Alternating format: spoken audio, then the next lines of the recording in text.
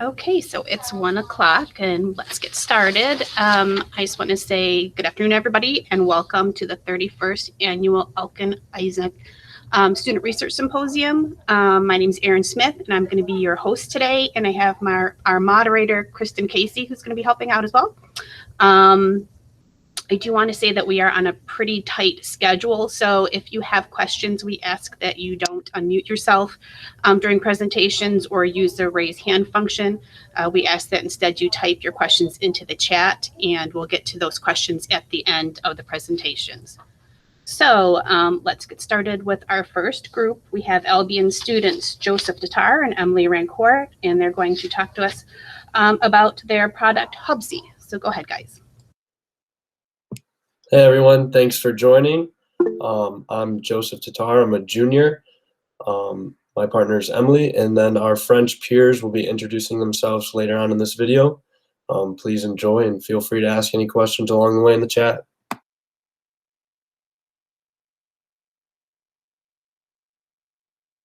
Hello everyone and welcome to our presentation. So today we are going to introduce you Hubsy, our new concept. So my name is Erica Freville and I'm from France, from Sub de Vente. So this is our team, so I'm going to let everyone introduce themselves. Hello everyone, it's Clément from France too. Hello everyone, I'm David from France. And I'm Remy. How's it going? I'm Joey. I'm currently here at Albion College. I'm a junior. Hello, I'm Emily Rancourt, and I'm also over at Albion College, and I'm a senior. So to talk more about our project, Hubsy will be an app which will help students get organized and manage their time efficiently in their school life and personal life. Hubsy will help students to stay up to date on their upcoming tasks, homeworks, meeting, practice, and much more. The idea is to gather many functionalities in one app and in one place.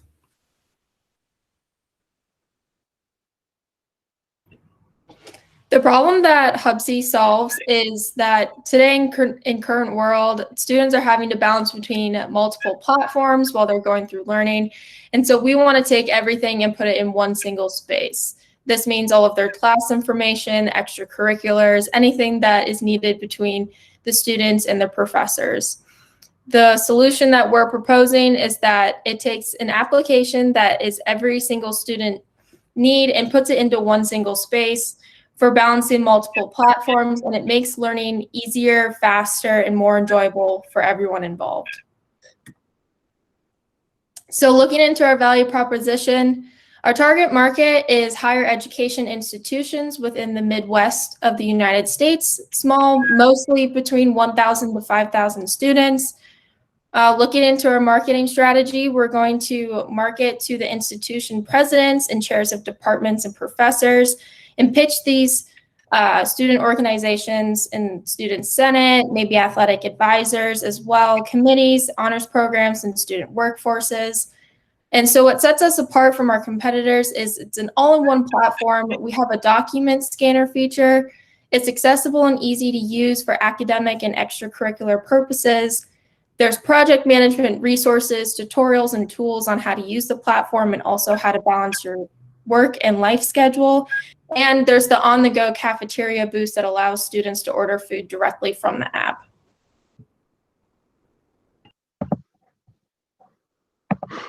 So let's take a look at the different features available on Hubsy through the main dashboard. So for example, the calendar, we can submit classwork, the online video calls, and for example, the chat with the instant messaging. And the document scanner, which is a really useful tool to share information with students, professors, and to update the specialized calendar.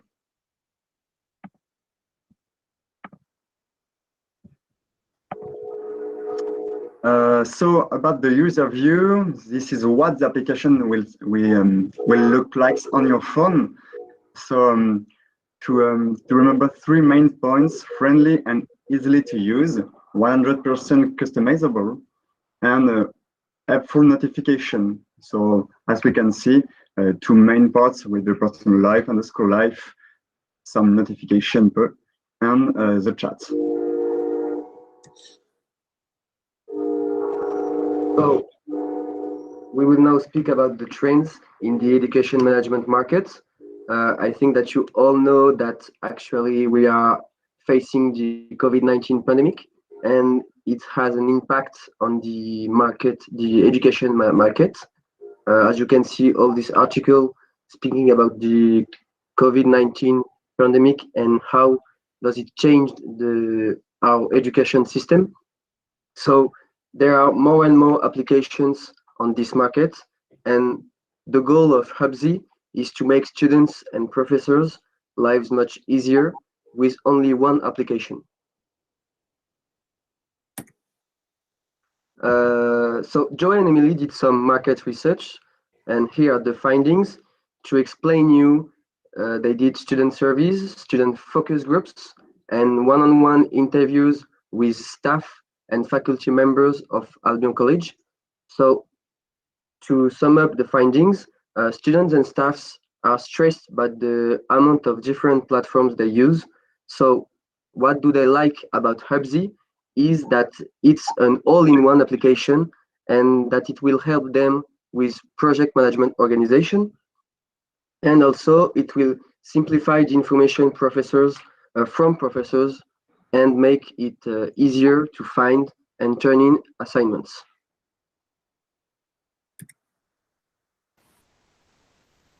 So now let's have a look at the competitors. So who are they?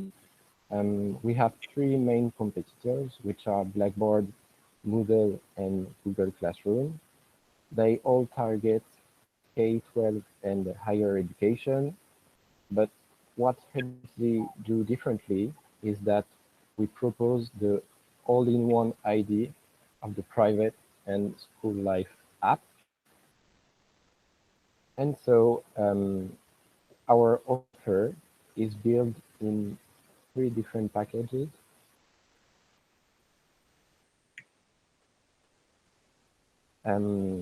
So as you can see, the first package is the bronze package,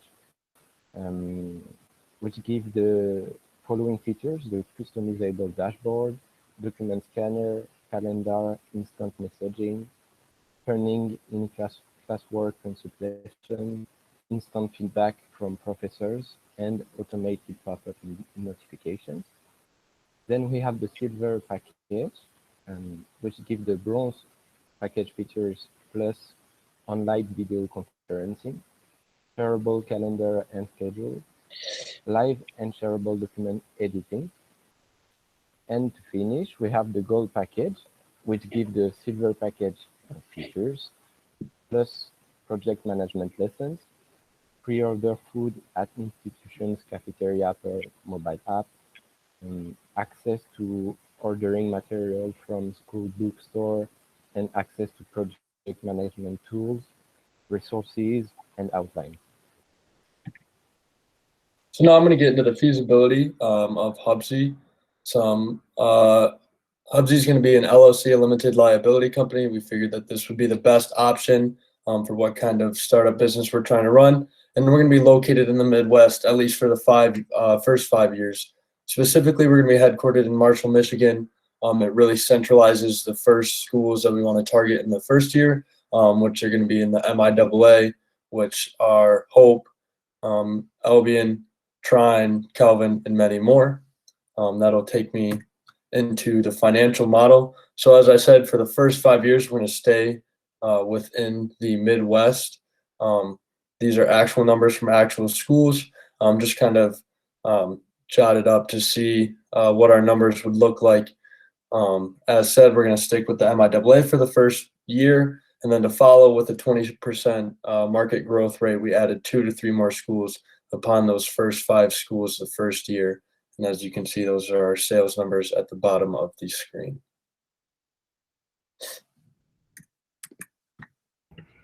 We'd also like to thank our guests and partners that we worked with along this whole entire process to bring our concept Hubsy into what it is today. So thank you to all of those that gave their time and effort to us along the way, and we couldn't be where we are today without every single one of you. Thank you for viewing our presentation today. It was a lot of hard work, and it was great working with our French peers. We look forward to answering any of your outstanding questions at our live question and answer. Again, thank you. Nice. Hello, everyone, and welcome to. So that is it. Coach, I saw you had a question regarding if it overtake Google Calendar. Yes, it would.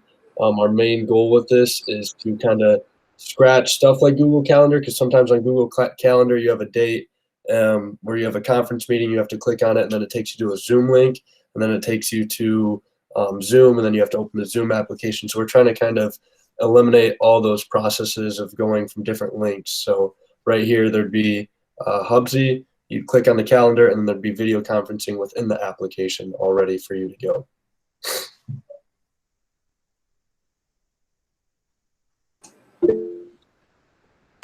If there are other questions, please put them in the chat.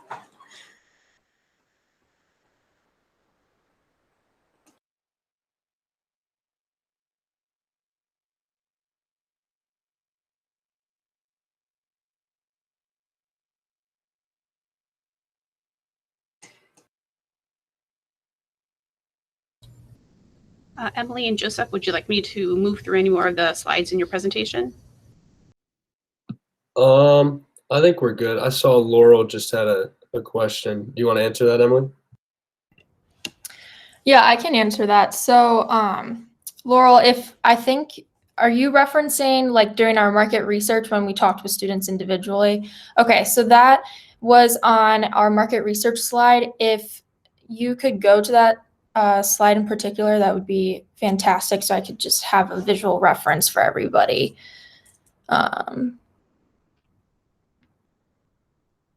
This one, yes, our findings. So it's kind of incorporated in here, but when we talked with the students specifically during interviews with them, we curated some questions, and that's how we found these overall findings with our themes, and that they want the all-in-one platform. They're having struggling balancing everything, and they kind of need help with organizing and managing all of the different tasks and responsibilities that they have.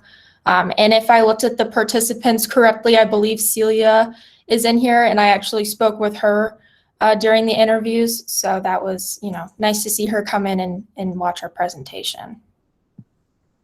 I can answer Chad's question. Originally, this was going to be open to the business world as well, because a lot of our competitors are currently like Moodle and Blackboard and Google Classrooms all used in the business world. So potentially, yes, later down the road, within the first 5 years, we wanted to really focus on K through 12 and higher education.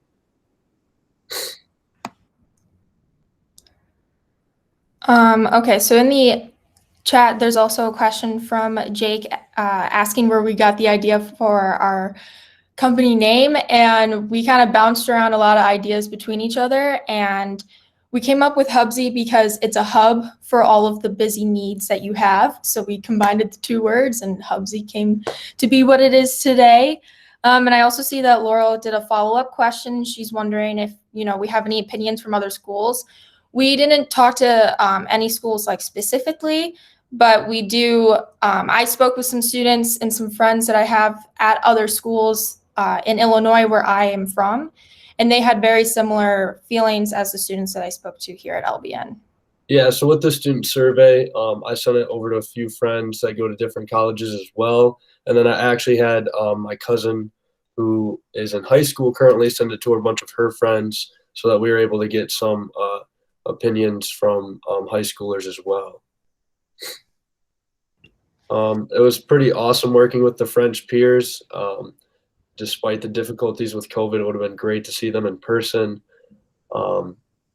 Sometimes there'd be like some internet connection problems between the both of us, but we worked through it, and we built a great relationship with them, even though it had to be via online the whole time. So it looks like we only have 1 minute left. And so I just want to thank everybody that came and watched our presentation. And thank you for asking these questions for us to answer. And it was really great getting to interact with people and share all of the research and the work that we did to everybody. Yeah, thanks everyone for joining. Appreciate it.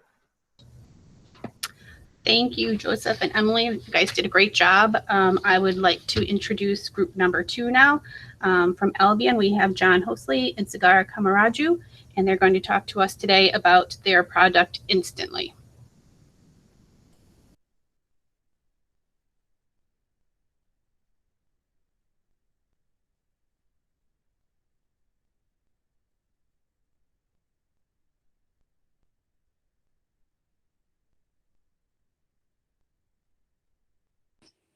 So good afternoon to all of you. I'm very happy and proud to introduce our app, on which we have been working on for the past year. We are a French-American team of 7 people. On the Albion College team, we have John, and then we have Sagar. On the Saint-Germain-Sud-de-Vente team, we have Alex, Hi. Steven, Hi. Jérôme, Hello. Valentin, Hi. and me. My name is Haifa. Hello. At the beginning of the project, we've shared and noticed from personal experiences on a very common problem, which appears to be in the American field and in France. The difficulty to find an available table in a restaurant where you often have a huge waiting time. It's often crowded, not matching a specific diet when needed, and sometimes all those problems all together. This is where we thought of Instantly. Instantly is an app which will provide a solution to book ahead and be more careful and will help in a post-pandemic world. Our app, Instantly, is a tool that will help restaurants gain visibility and manage their tables. For our end users, our app is to bring happiness and help them enjoy their life by finding restaurants available in real time, matching their desires. Our project is user-friendly as it only asks and requires a phone and geolocalization. I now hand over to Sagar, who will tell you more about the customer journey. Thank you very much. Thank you, Haifa. So let's say you arrive in a location, whether it's international, domestic, or even the town, city that you live in, but you don't know the various districts and various locations of it. You and your friends or your work colleagues want to go out for a dinner or lunch, but don't know where to go. Well, now with Instantly, it's as easy as turning on your geolocation and opening the Instantly app. Instantly, you will find restaurants using within the app. If you're looking for a specific type of food, price range, or dietary restrictions, add in a couple quick filters and see the real-time availability of tables. You don't just see the wait time, you're actually able to see a live interactive map where you're able to see tables that are currently being used in red and tables which are available in green. Select a table that pleases you. If you're a family and you need to be by the restrooms, there's a table for that. If you're a business client and you want to be at the back of the restaurant where it's quiet, there's a table for that. With our live wait time, not only does it show the wait time for any table at the restaurant if you're not picky, but it also shows each an individual table and their expected time and the time in which it will be available. Book your table directly from the app of Instantly. And while you're at it, if you want, order directly ahead. So by the time you get to the restaurant, you can enjoy a meal and get some work done. If not, just book your table, show up to the restaurant, and enjoy your nice meal, whether it's with family or with friends. And now I would like to give it over to our French teams to discuss our mission and our vision. Okay. Thank you, Sagar. So, what is Instantly mission statement? So we are gonna say this now. It's to bring together diners and restaurants in local communities as well as across the globe together to provide a real-time dining experience, further allowing restaurants to develop and run their business in a more efficient and economically sound way. Now, what's Instantly vision statement? It's to streamline the restaurant experience and experience a sense of fulfillment you didn't know you needed. Thank you. Corporate structure. The one thing we really focused on was being able to have it laid out to multiple tiers, and with that being able to give it the effect that we really wanted to see in terms of being able to have differentiation within our business, as well as being able to see the various focal points in which we're able to contribute to. The corporate structure that we are able to see with the various tiers and by putting them together. At the top, we will be having our Chief Executive Officer, our Chief Financial Officer, and our Chief Operational Officer. These three officers will then vote on a president, and we will be having a board of directors, which will have selected terms and will then be voted on and accepted by the president and all of the chief officers. Below that comes the third tier, which will then be separated into multiple sectors. We will be having salary pay for management. This includes VPs, managers, and other employees that will be based on the salary. All other employees will be hourly.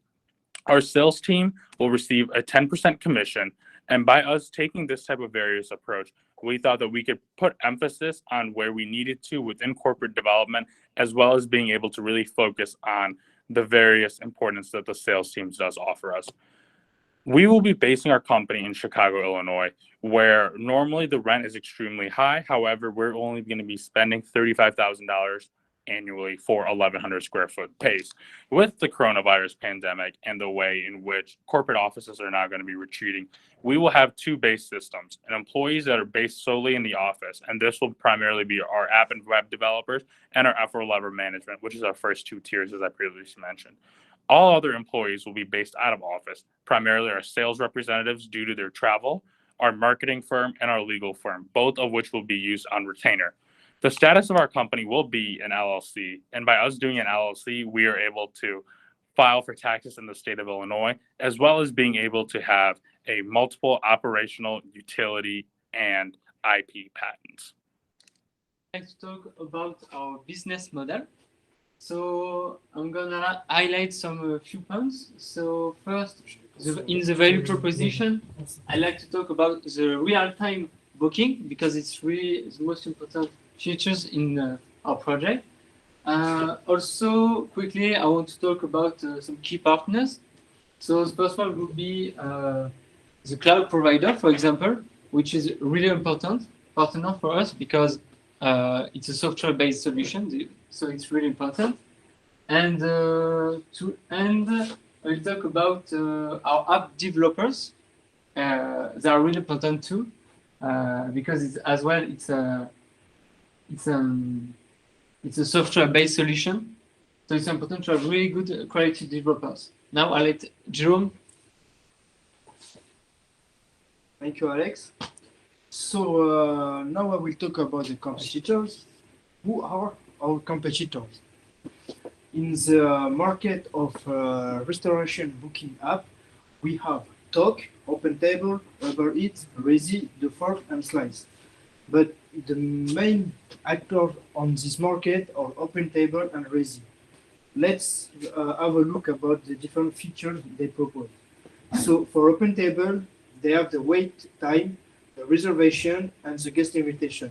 They are the main features that restaurant booking app must have. And for Resi, for example, they have the interactive map, like instantly they can choose a restaurant near their position. And they have also the reservation, the online ordering, and the guest invitation. But the difference with Instantly is Instantly regroup all of these features in one and also had a value that is the real-time availability. Now I will talk about the media campaign. For a new project, a new solution, the marketing plan is the first thing we have to think about. So we will use 4 social media to start: Instagram, Facebook, Twitter, and LinkedIn. In the different social media, we will post every day information about Instantly, different features which come out in the future. And of course, we will inform our customer about any changement of the solution. Thank you. With the Instantly application, we have 3 levels for restaurants. on the one for consumers, one level free. So for the restaurant, we have Instantly Pro. So we have some features with geolocalization, online booking, real-time availability, menu, ordering online, advance payment, all of this for $350 per month. We have a medium level with Instantly Platinum, with all feature of Instantly Pro, plus providing and collecting data with customers, influx, orders, on whatever. All this for $700 per month. And the last one, the most complete application with the Instantly Diamond. All of features of Instantly Pro on the Platinum, plus analyzing data on software web-based management. All this for $1,000 per month. And I'll let John finish our presentation. Thank you, Stephen. After concluding market research and finding our price points, doing this knowing that percentage-based prices was not competitive in the market, we have our financial projections. On the upside, we believe we can see a 10% increase in price over the next 5 years, with a 20% increase in sales growth over each of the next 5 years, with our cost of goods sold only being about 40% of our sales. On our neutral side, we believe we can see a 5% increase in price for the next 5 years, with a 10% increase in sales growth over each of the next 5 years, with our cost of goods sold being about 50% of our sales. We have about a 25% tax rate. With this, we see our year one sales being Diamond with 60 restaurants, Platinum with 80 restaurants, and Pro being 100 restaurants. This means our year one total revenue is $1,812,000 with a gross profit of $724,800. Our year 5 sales after our growth, Diamond jumps to 125 restaurants, Platinum 165 restaurants, and Pro almost doubles at 220. Puts our year 5 revenue at $5,501,155, with our year 5 gross profit being $2,200,462. Finally, we'd like just to add what we've been keeping as our motto through the whole project. Reading is to the mind what prayers are to the soul, and let us add what food is to the heart. That's from the Instantly team in 2021. I'm going to hand it over to Sagar for our thank yous. We'd like to thank each and every one of these special individuals, especially Soup Davy and the Albion College Gerstecker Institute and the Elkin Isaacs Research Symposium. Without these names listed above, we would have never been able to go through, help research, find mitigating factors, and be able to really develop an app that we're truly proud of, and one that will be able to not only help diners and consumers, but also help efficiency the restaurant industry. With that, we'd like to say thank you to all these special individuals. And thank you so much for your time, for your patience, and for listening to us during this unexpected time on being able to have a live Elkin Isaacs Symposium. At this time, we'd be more than happy to take any questions. And as always, we hope you enjoy the rest of your day.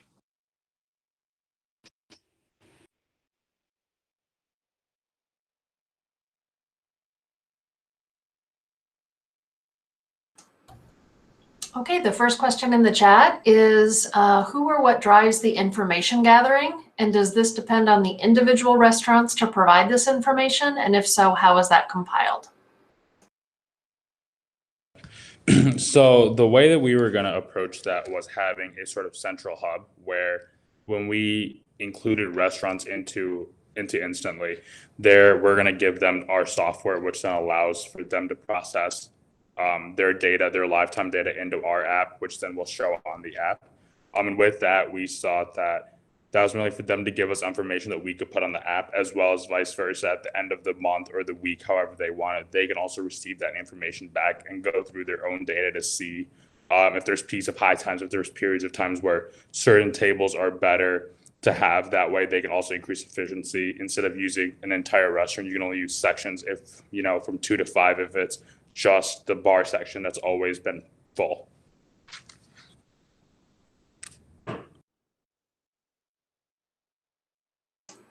How does Instantly differ from the website OpenTable.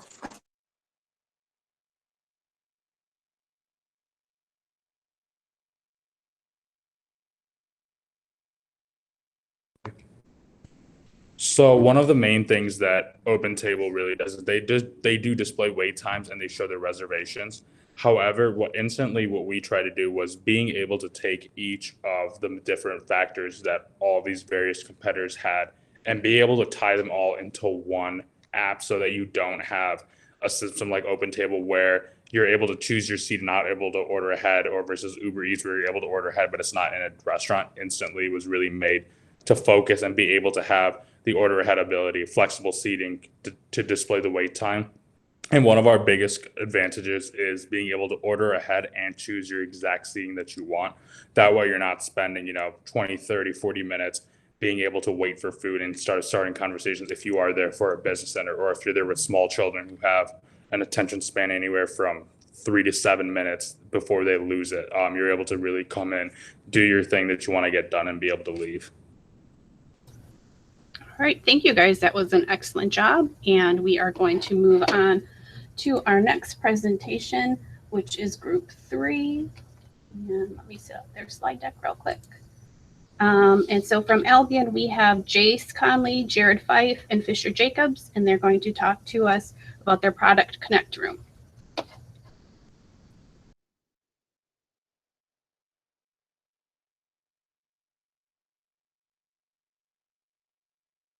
If you could go ahead. Oh, never mind. You got it.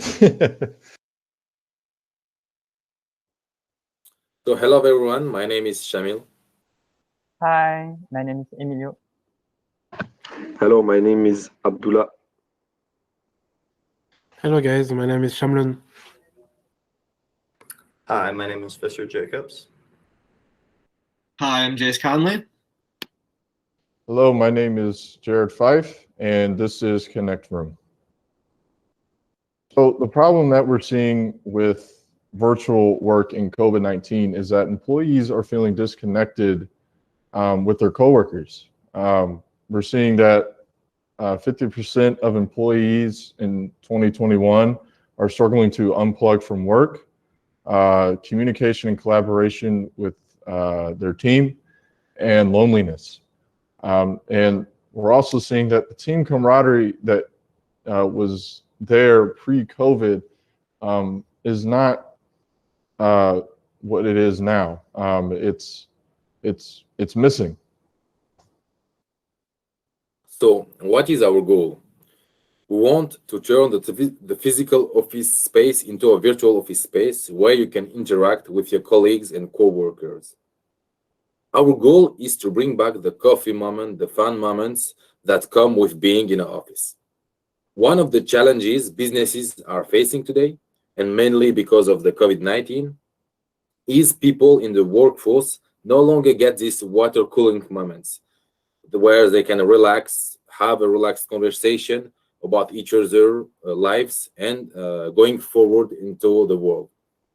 The idea is really to keep these social interactions and face big problems as motivation, loneliness, and social interaction.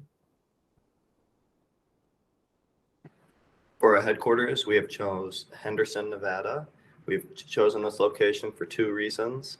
The first being that Nevada has no state income tax, and the second being it is only an hour flight to Phoenix, San Diego, and LA, and an hour-and-a-half flight to San Francisco, which is our target market.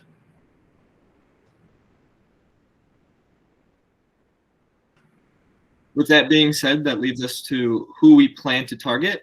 We plan to target companies who will offer remote work in the long term, for example, after COVID, and who will also have at least 1,000 employees who will be working virtually.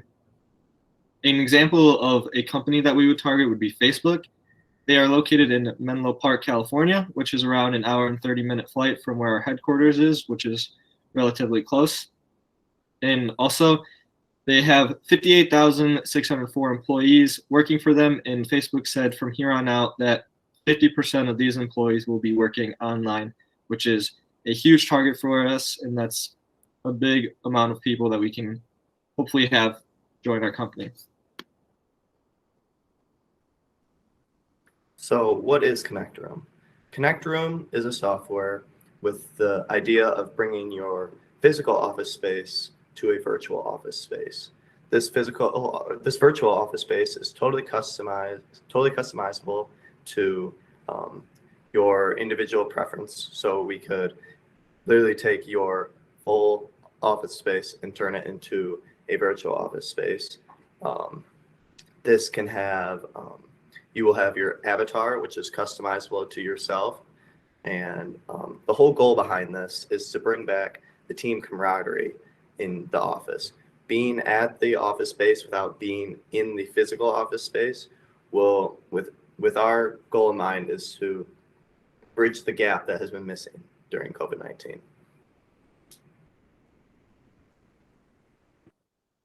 So, regarding the features, we have lots of things in our company that are new comparing to competitors. The most important fact is that we offer a 100% customized service. You can create your real office in the software. Here are some examples. Cubicles, break rooms, lunch rooms, and anything else your physical office has. Also, in common spaces, people can join and leave the virtual place freely. When you are at your desk, people can see your status online, busy, away from desk. Our goal is to connect coworkers through activities such as watching a sports game, playing online games, and having lunch coffee break together. What is our pricing strategy? We are three offers: Standard, Premium, and Premium Plus. In the first offer, Standard offer, we have what we can find is dedicated virtual office 50 user by room, access to generic office layout 2D. In the Premium offer, we can find dedicated virtual office up to 100 user by room and access to generic office layout 3D. And in the last offer, Premium offer, we can find access to fully customized office layout, dedicated virtual office up to 300 users by room, concierge service in order to buy food with Grubhub and Uber Eats, and special events. So our five main competitors are Zoom, Microsoft Teams, WebEx, Google Meet, and Slack. Zoom offer their top tier of their packages, offers 10 licenses for $3,000 annually. Microsoft Teams and Google Meet are doing something similar where they are offering their package for free at a max of 100 participants for 24 hours. But the 24-hour limit is only for COVID-19. And we are assuming that they are not going to continue this 24-hour limit post-COVID-19. Originally, it was only 6 to 8 hours. With WebEx, it's $27 per host per month. Each host can have 200 people join. While Slack is free, they have a free service, or they're one-on-one only, and all tiers of their packages only offer up to 15 participants. Where we differ from these companies is that these companies are only video/teleconferencing. They have no avatar and no virtual customization for their office. So you will not be able to interact with your coworkers in our software like you will in these softwares. What makes Connect Room an innovation? Connect Room is an online office space, but unlike other online office spaces, we try to bring a similar place that you know, your company building, your university, etc. We bring back the feeling of being at your physical workplace while being at remote working. And we bring back lost social interactions between coworkers during this pandemic situation. We provide the all-in-one customized service unlike our competitors, which only focuses on one service.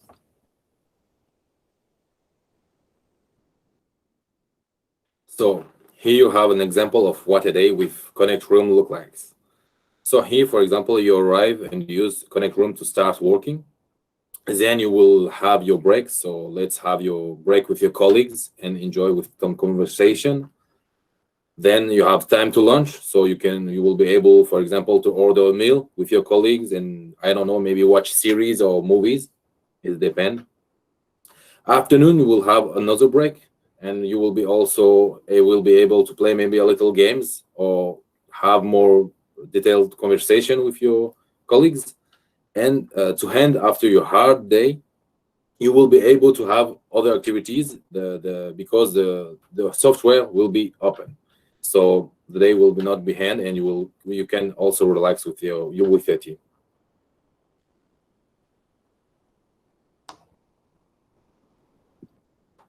So that brings us to the end of our presentation. We would just like to give a big thanks to everyone who has helped us along the way and gave us great advice. We'd like to give a special thanks to the Carl A. Gerstacker Institute and to Soup de Vie and also to the Albion College Elkin Isaac Research Symposium.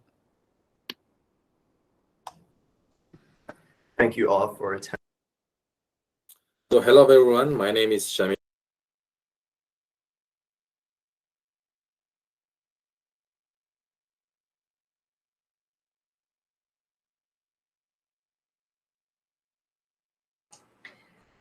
Our first question is, do you have any strategies to keep Connect Room relevant and competitive for when people go back to working in the office?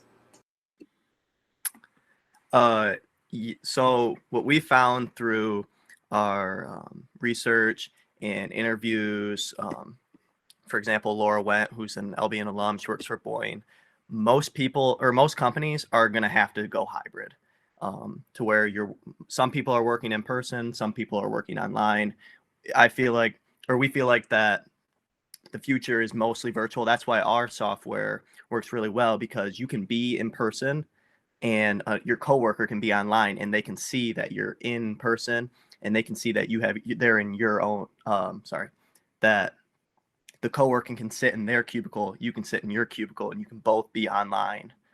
At the same time, one person can be in person, the other can be online, and it's like you're both actually there through our software.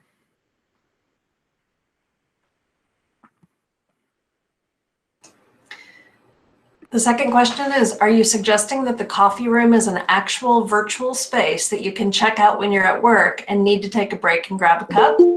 Is there workout space too?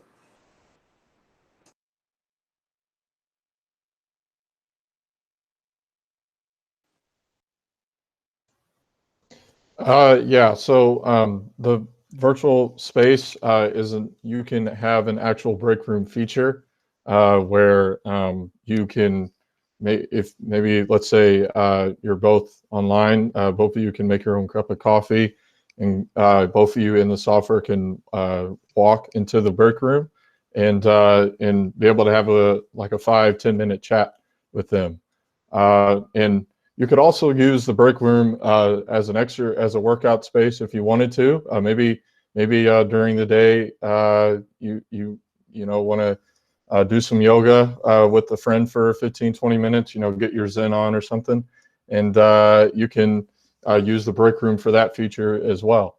The possibilities are endless. With this software in terms of how you can apply it, especially with this break room feature. Next question, I think you've already covered mostly, but I want to give you a chance to add any nuances here. The question is, what do you think will happen when lockdowns are over and people go back to work? Will your company still be able to survive?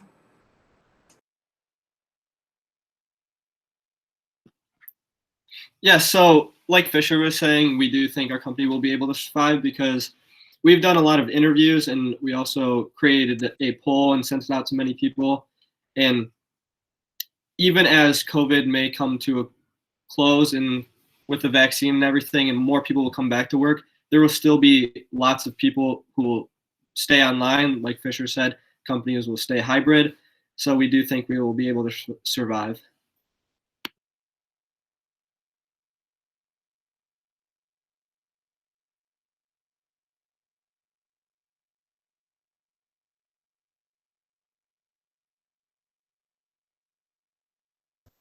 All right, thank you. That was a great presentation. I'm going to get our group number 4 set up here.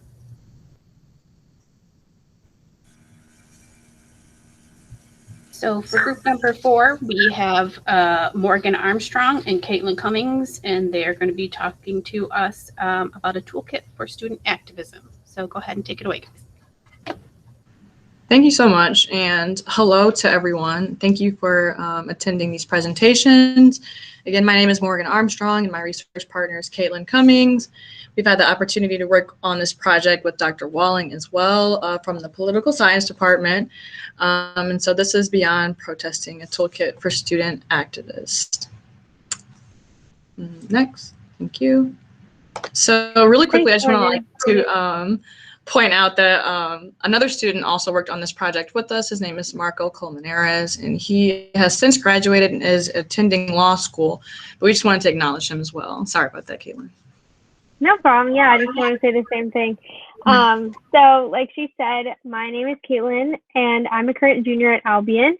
I'm in the political science department as well as Dr. Walling. So my role in this project was to help gather information and develop a toolkit with resources to help people get involved with activism, and not only to get involved, but feel inspired, prepared, and like they had a place to start. The toolkit includes materials and my face. So in my own life, I am the Chief Diversity, Equity, and Inclusion Officer of my sorority, Kappa Alpha Theta. I find that using the resources in this toolkit helps me with my work with my chapter. I'm able to use it to effectively communicate with the people in my chapter to help them understand that they can be involved with activism too. And the toolkit was made exactly for purposes like this, to help student leaders have the resources they need to create positive change. Awesome. So again, my name is Morgan, and a little bit about my role is that I, of course, helped in gathering and organizing information, particularly examples of human rights defenders and how they carry out their advocacy. Because the toolkit focuses on reactive and proactive actions to prevent injustices on campus, I looked for examples of advocacy on other college campuses as well. And because we know there's plenty of examples of students using their voice right now and standing up for what they believe in. Caitlin and I also had the opportunity to hold virtual workshops where we presented earlier versions of the toolkit to students and got their feedback and just what would they add or what they would take away from it. And lastly, unlike my research partners, I'm a psychology major and I'm interested in human services and stuff like that. So I was able to approach forming the toolkit from a mental health maintenance perspective.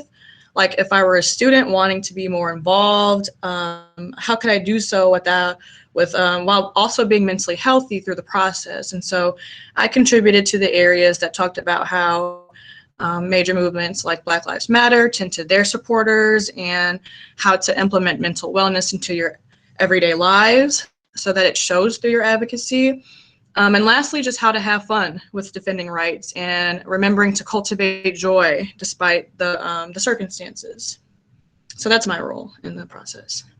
Next. Yeah, so I want to share a little bit about our process. So this is kind of just a little map through our process of creating the toolkit.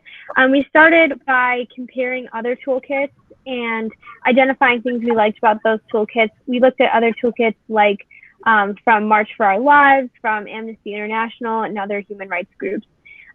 So we identified certain things we wanted to include in our toolkit, and we noticed that with all these other toolkits, it seemed like they were all designed for people that already were involved in activism, and so we wanted to kind of fill that niche for people who maybe weren't already comfortable being involved with activism. So we worked together to create different handouts and resources, and the toolkit will be included as part of Dr. Walling's book about human rights defenders. So the book features profiles of human rights defenders, and then the toolkit nicely supplements by offering people their own resources to use to get involved. And we found ourselves using these resources a lot in our campus life, which we'll continue to explain a little bit more. So next slide, please. Awesome. So yeah, so that was our process. to kind of get an idea of like a place to start and draw inspiration, in October of 2019, which seems like so long ago, the four of us had the opportunity to attend a conference in Dayton, Ohio at the University of Dayton.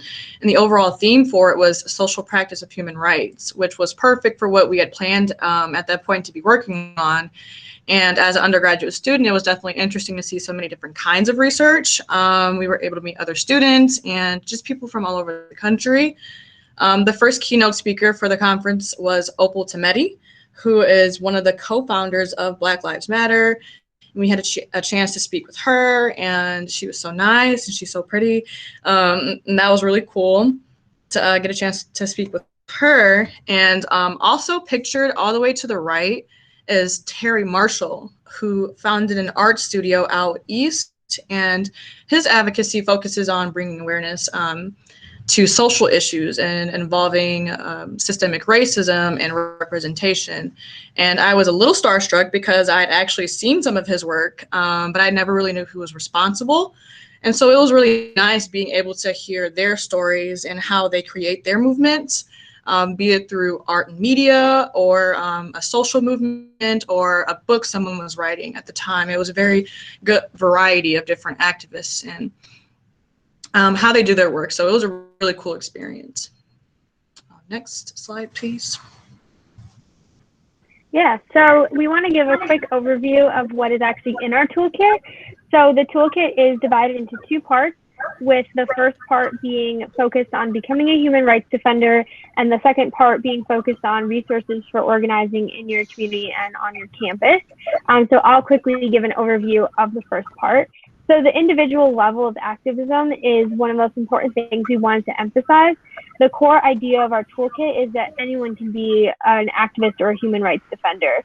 And we wanted to simply and clearly communicate this idea to help people feel that they can enter into this space, whatever level they may be at. So one of the ways we did this was by creating a handout of key steps to becoming a defender.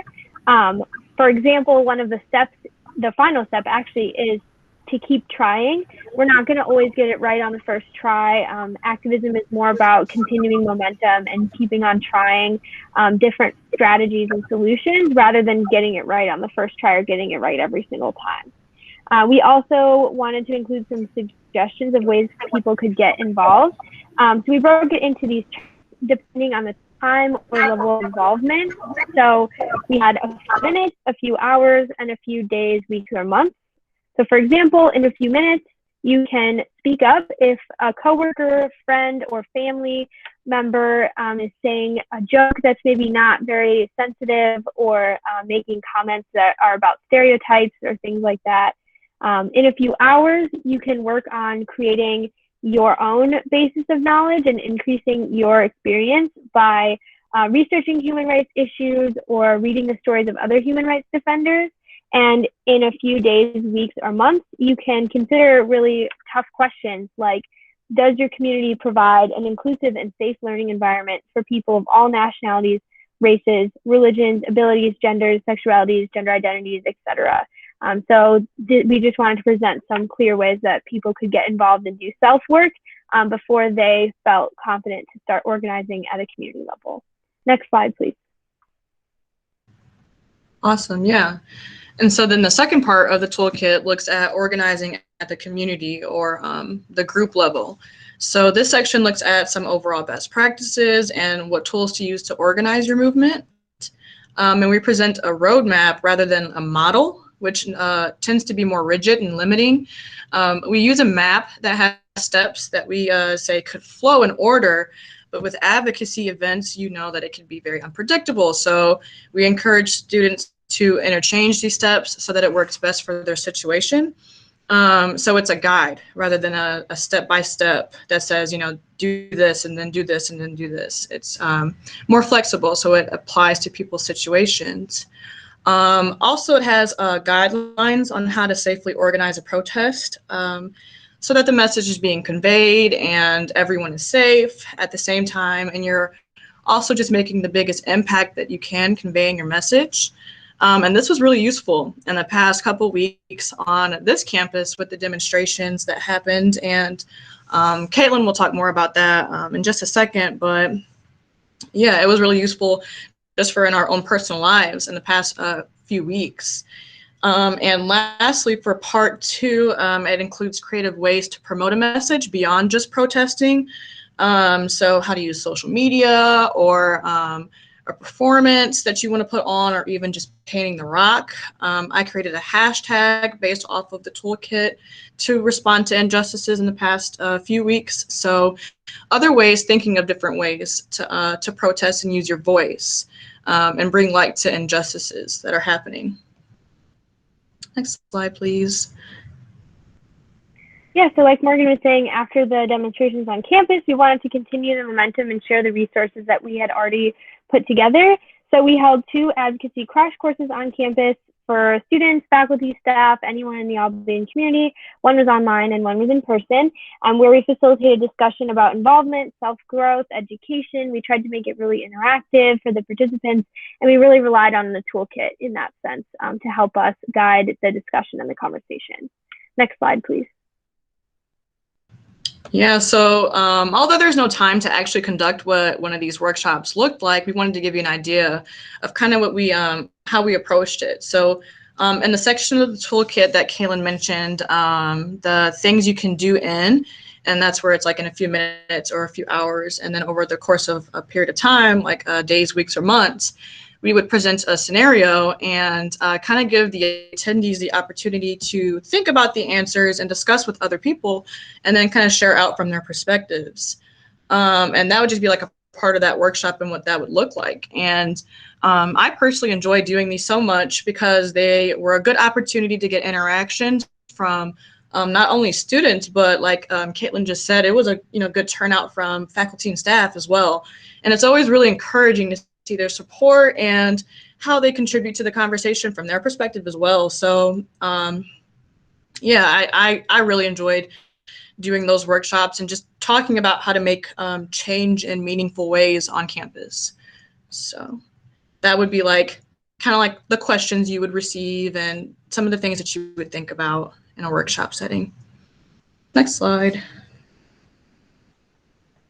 Okay, so we just want to like close with this quote that's included in the toolkit. I'm not going to read it for time's sake, but it basically to me just says that anyone is able to be an activist. And like how Caitlin said earlier, just with the right tools, I think that is what kind of helps people get motivated and inspired to get involved. And so that's one thing that I really appreciate about how we approached making the toolkit. Just, basically it's a responsibility of everyone to defend each other's rights. And so it's also a responsibility to share information about how best to do that. And that's what the toolkit does for students as well as, other people who want to get involved. Next slide. So we just want to finish by saying a big thank you to Dr. Walling, to Marco for helping us last year, all the students who gave us feedback, and all the individuals who participated in our crash courses, as well as the Albany College Political Science Department. And again, just a big shout out to Dr. Walling for really supporting us and advocating for us every step of this process. Thank you so much. Okay, our first question is, can the toolkit approaches be applied to campus activism on environmental issues like climate change, where there is intergenerational, geographic, and economic injustice? And they know that this is Earth Day. Yes, definitely.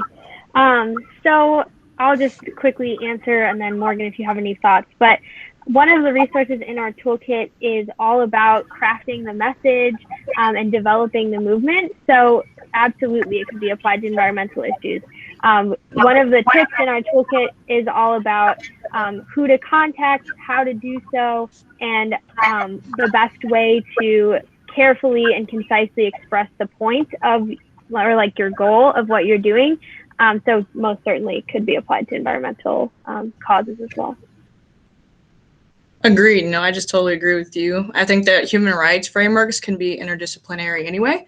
And so all of those issues that you listed are very much in support of like those frameworks. And so like she said, yeah, the toolkit would be a great resource on how to organize and convey your message and draw support from other groups of people who might not be, you know, from the environmental studies, but want to support the cause. So absolutely it can apply to other areas for sure.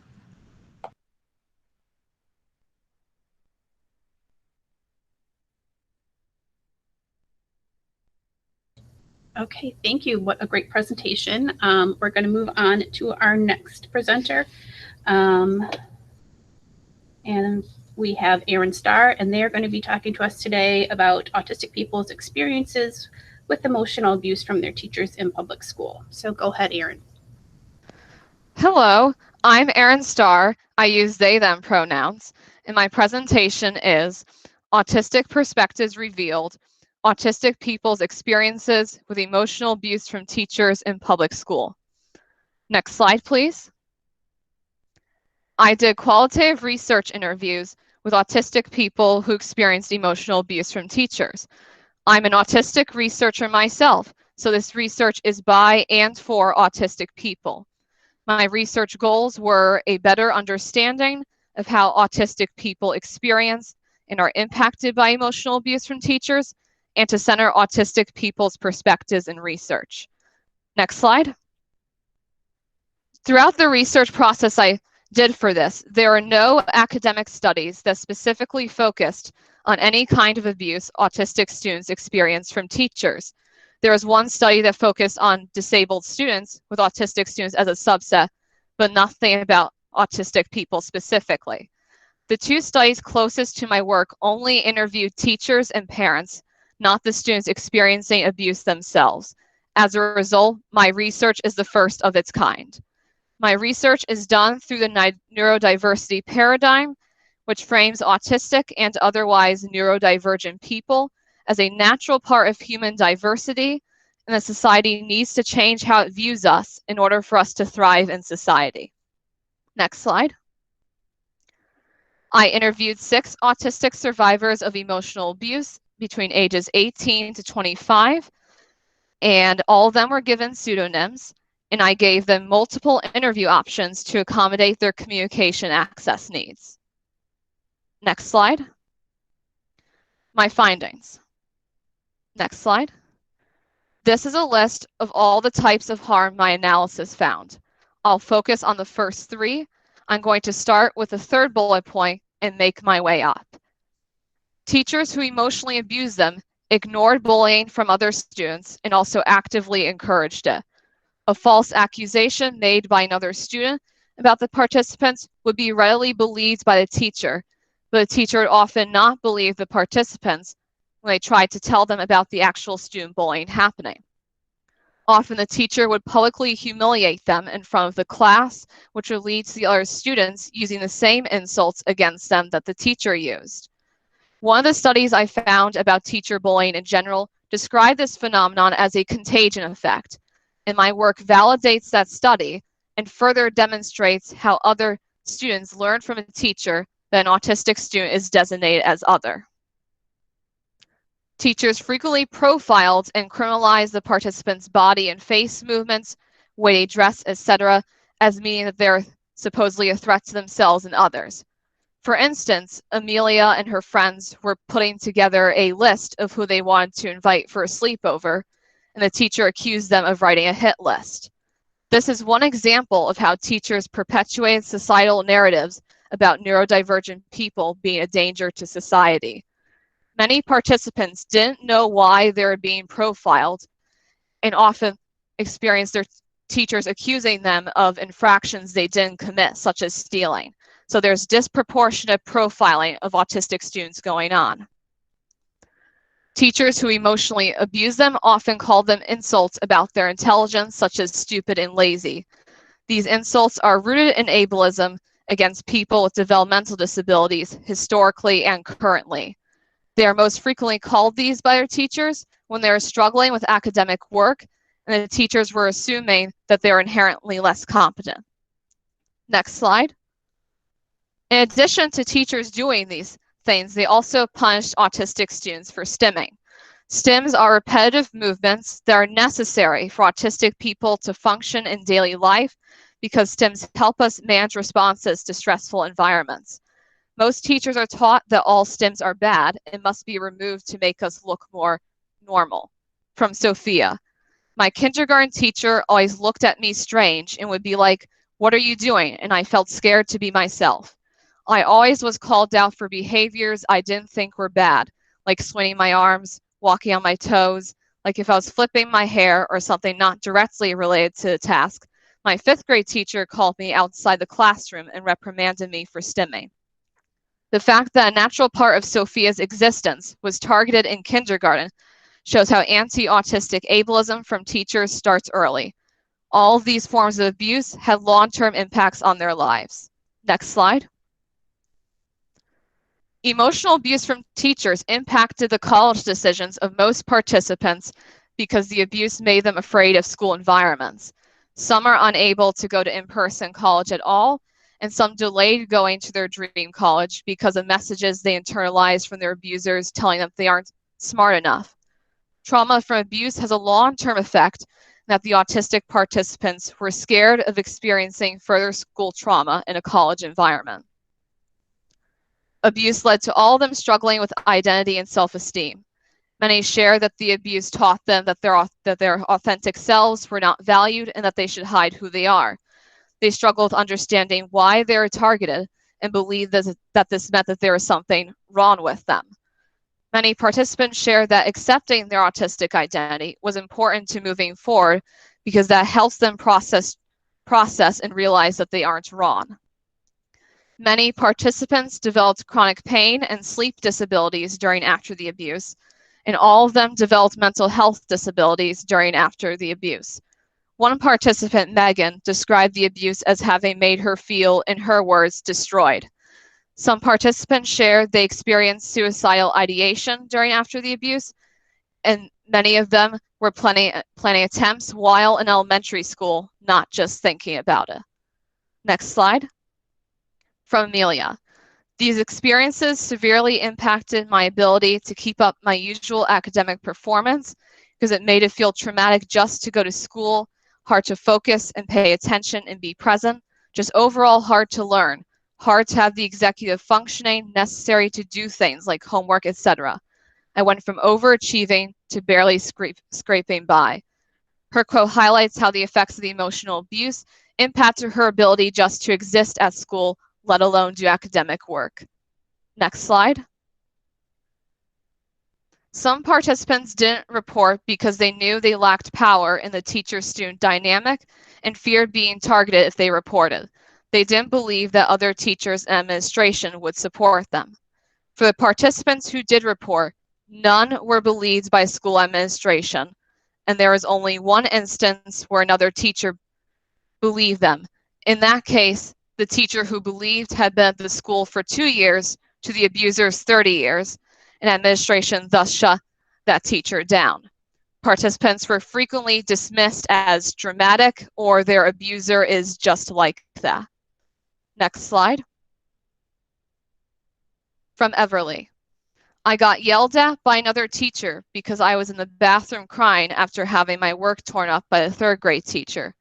She told me that my abuser was only doing it to make me stronger and to get over myself. Everyone I asked for help who had the power to help me did the same thing. It was always justified away because she's just preparing you for middle school. Well, you aren't really trying, are you? You are asking for it. This demonstrates how other teachers and administration would victim blame autistic students and justify the teacher's abuse. My research here means that emotional abuse of autistic students is embedded in the school culture and thus is a systemic issue, not an individual bad apples problem. Teachers and administration are refusing to believe autistic students. Next slide. In order for transformative change to happen, schools must confront their explicit and implicit biases about autistic people and involve autistic people in the process of making that change. A whole societal shift to viewing autistic people as a natural part of human existence who should be accepted and celebrated for who they are is key to schools changing. And I'll end with Everly's quote. For the love of your preferred deity, listen to your students. create a culture where abuse isn't acceptable, train your teachers, parents, admin, every single sentient being in the plants that no one is stupid, ugly, lazy, or worthless. Don't just make bullying an unfortunate fact and make the solution students signing a meaningless pledge against student bullying. Actively encourage students to celebrate differences and extend the same to teachers. Next slide, please. Thank you all for coming and listening to my presentation. And next slide, please. Do you all have any questions?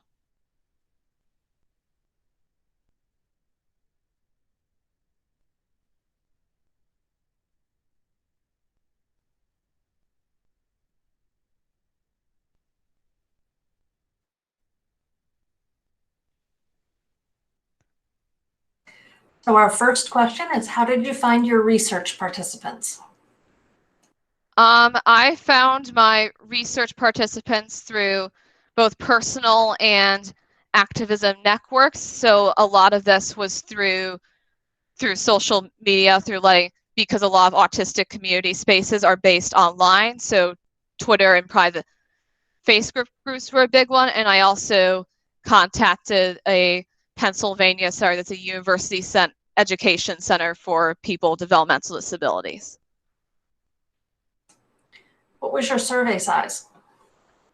Because this is a qualitative and not a quantitative study, what a big part of qualitative is that you do need to interview less people. You can interview less people, but you get to know very in depth about their experiences in a way that a survey would struggle to do. So the amount of people I interviewed were 6 people.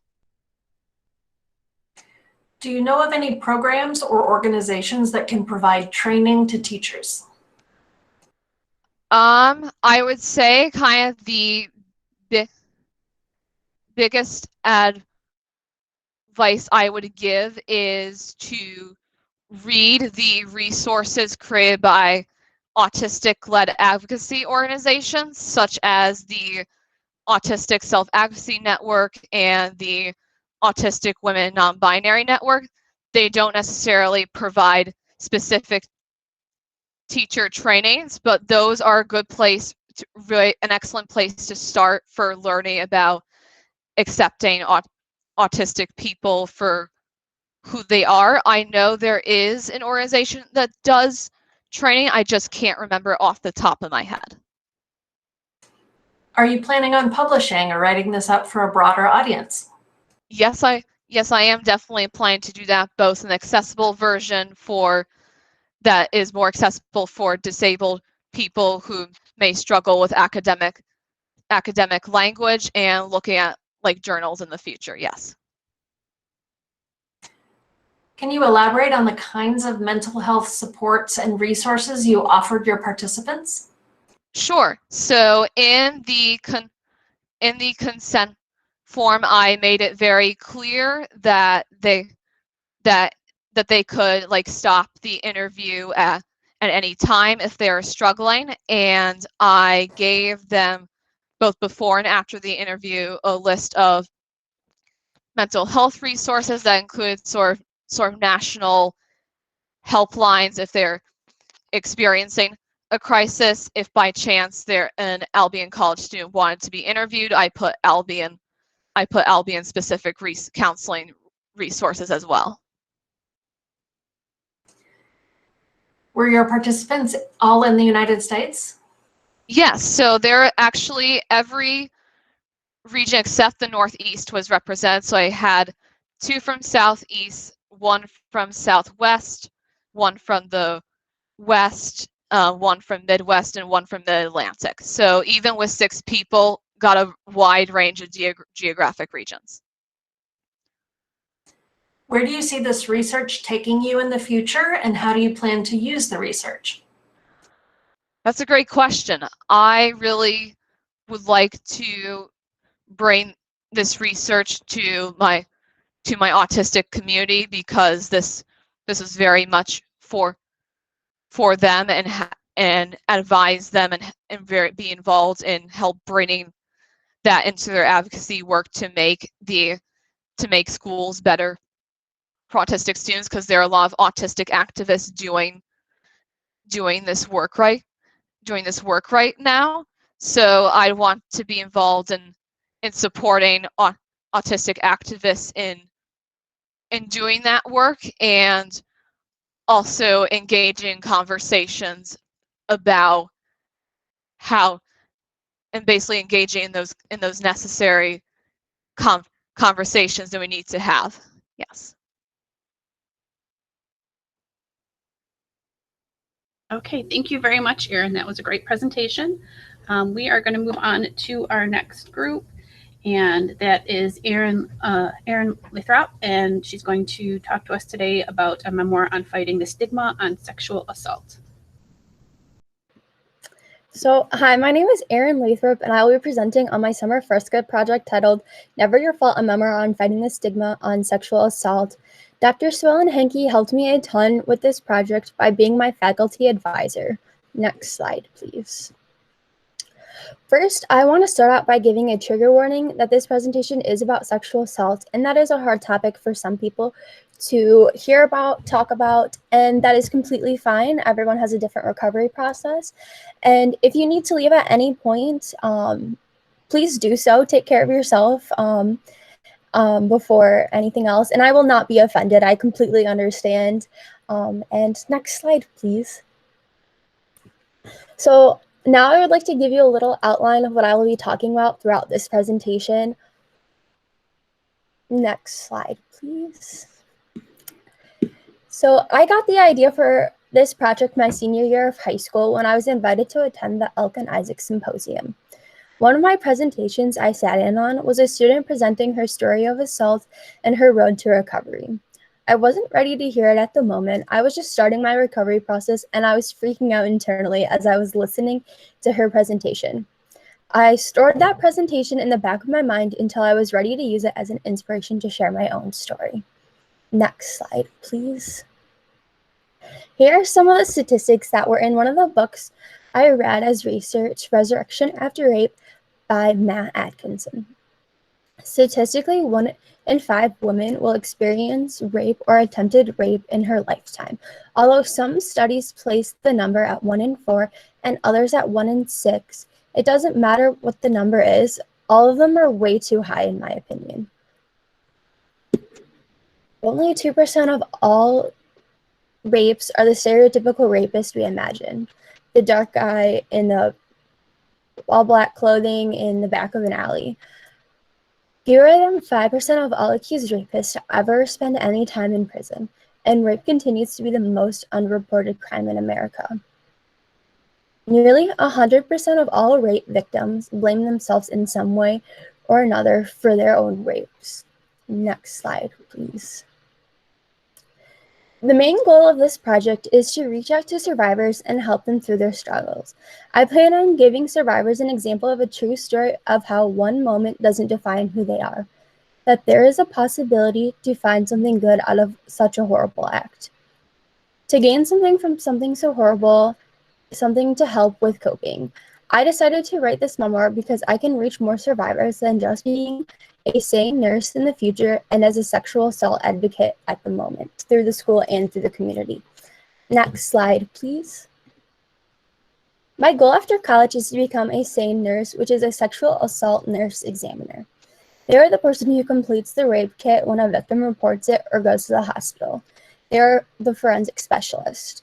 I decided I wanted to become a nurse right before graduating my senior year of high school because I wanted to give back and help survivors since I had received a lot of help in my recovery process.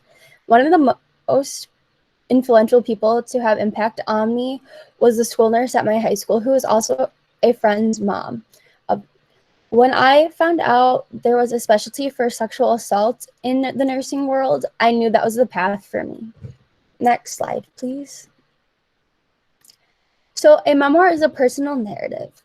I pulled this quote from one of the books I read as research, Living to Tell the Tale by Jane McDonald.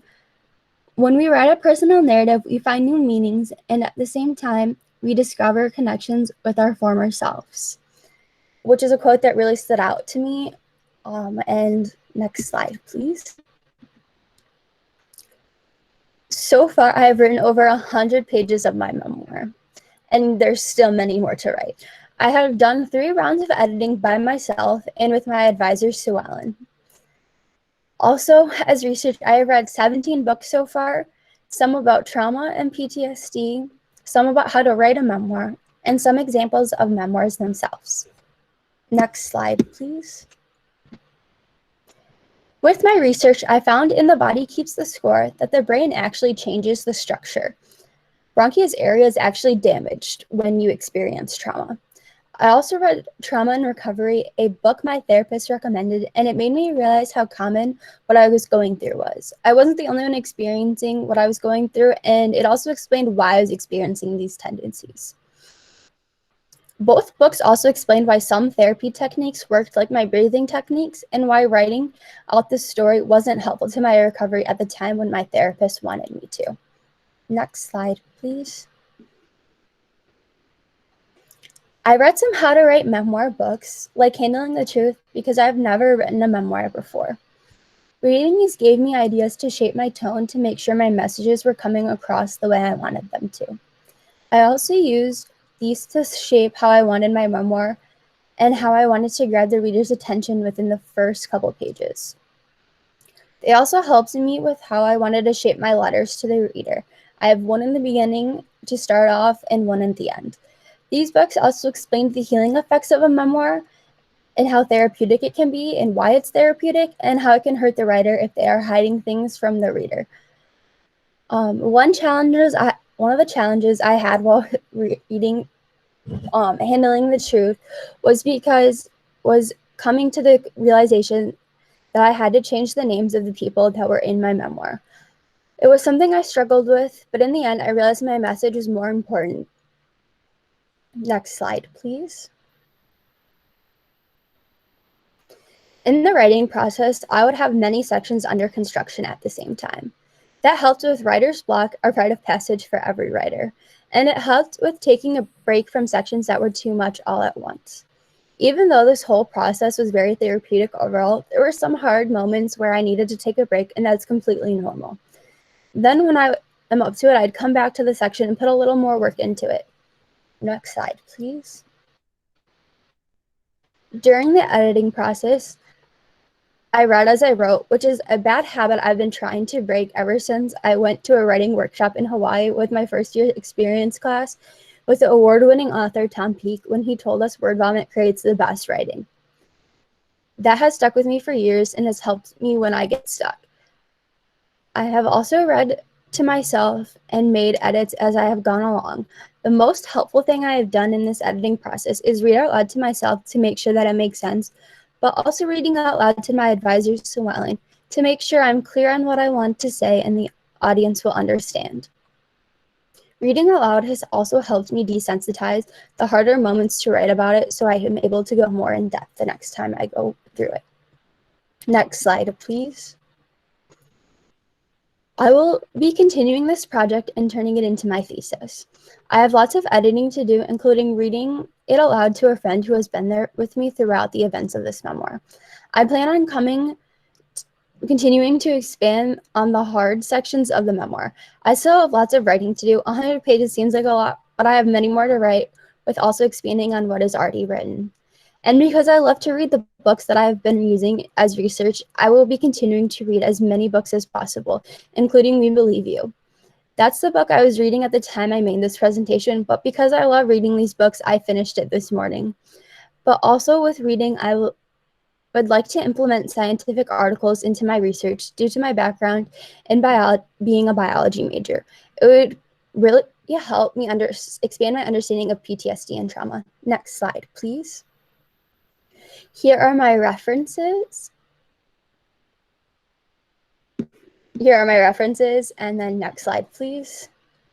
I would first like to thank FIRSCA for funding this project, including Renee Krieger and Dr. McCaffrey for taking on advising FIRSCA in the middle of a global pandemic. I would also like to thank Dr. Sue Ellen Hankey for being such an amazing advisor and working with me throughout this long process.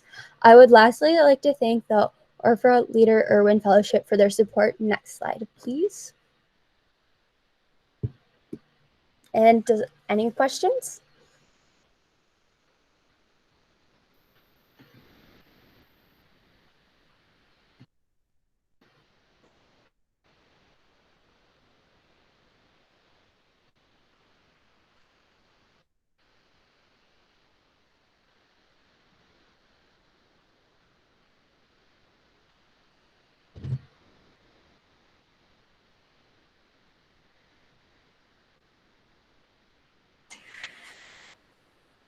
Okay, have our first question. I know the message is important. However, would you consider writing a memoir a way to cope?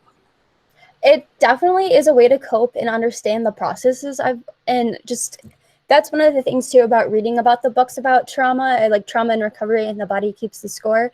And other books I have read in that domain is that it's made me realize that I have done and been through like how much like my experience, although it is my experience, a lot of the physiological things and other stuff I've been through and how my mind has coped with all of this is actually completely normal.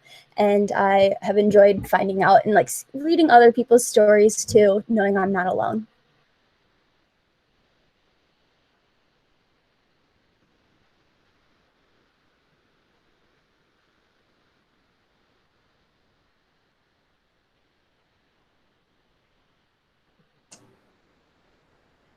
Can you say a little bit more about how you balance your motivation to keep working on the memoir with self-care? Will those strategies show up in your narrative in any way? Definitely over the summer, I would not force myself. I do find the books very therapeutic. So if I'm like struggling with writing, I'd be like, all right, this is going to become a reading day. And the reading is just, I've never had like the reading being overall too hard for me to go through. But I did over the summer. Running has always been being on the cross country team has helped a lot with that being my like alone time and time to like be by myself. But also this summer, I got a trolls coloring book. For those who don't know, I love trolls. And I would color every day and make sure I got my coloring in to de-stress and everything. I also would read my for fun book every day because I love books, and that's also why. I am such an avid reader and reading all of these. So I have my for fun book. I also just sometimes being with the kids I babysit too, just hanging out. They live across the street from me. So I just like go hang out with them. And the second part is, will those strategies show up in your narrative in any way? Oh, I definitely think I plan on putting a annotated bibliography at the end to say why I read these books and how it helped me. And I definitely will probably add at the end towards when I finished what has helped me throughout this process, because I would encourage other people to go through this process.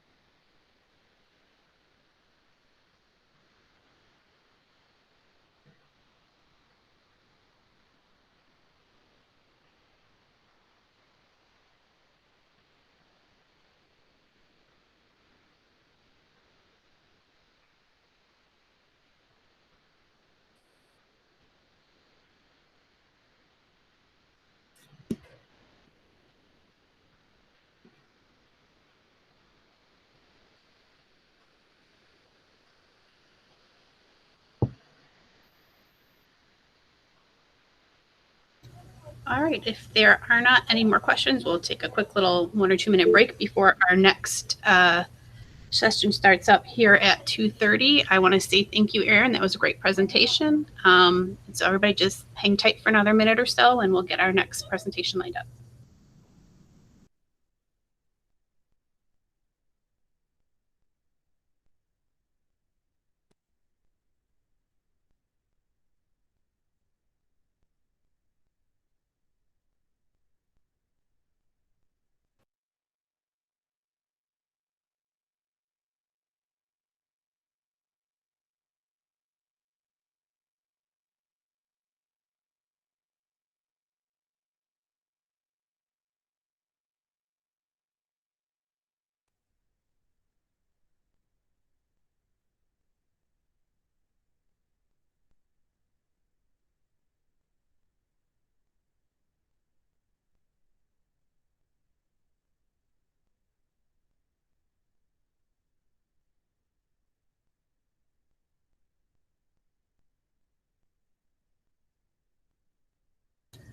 Okay, so it's 2:30 now, and I would like to introduce Vicki Turner.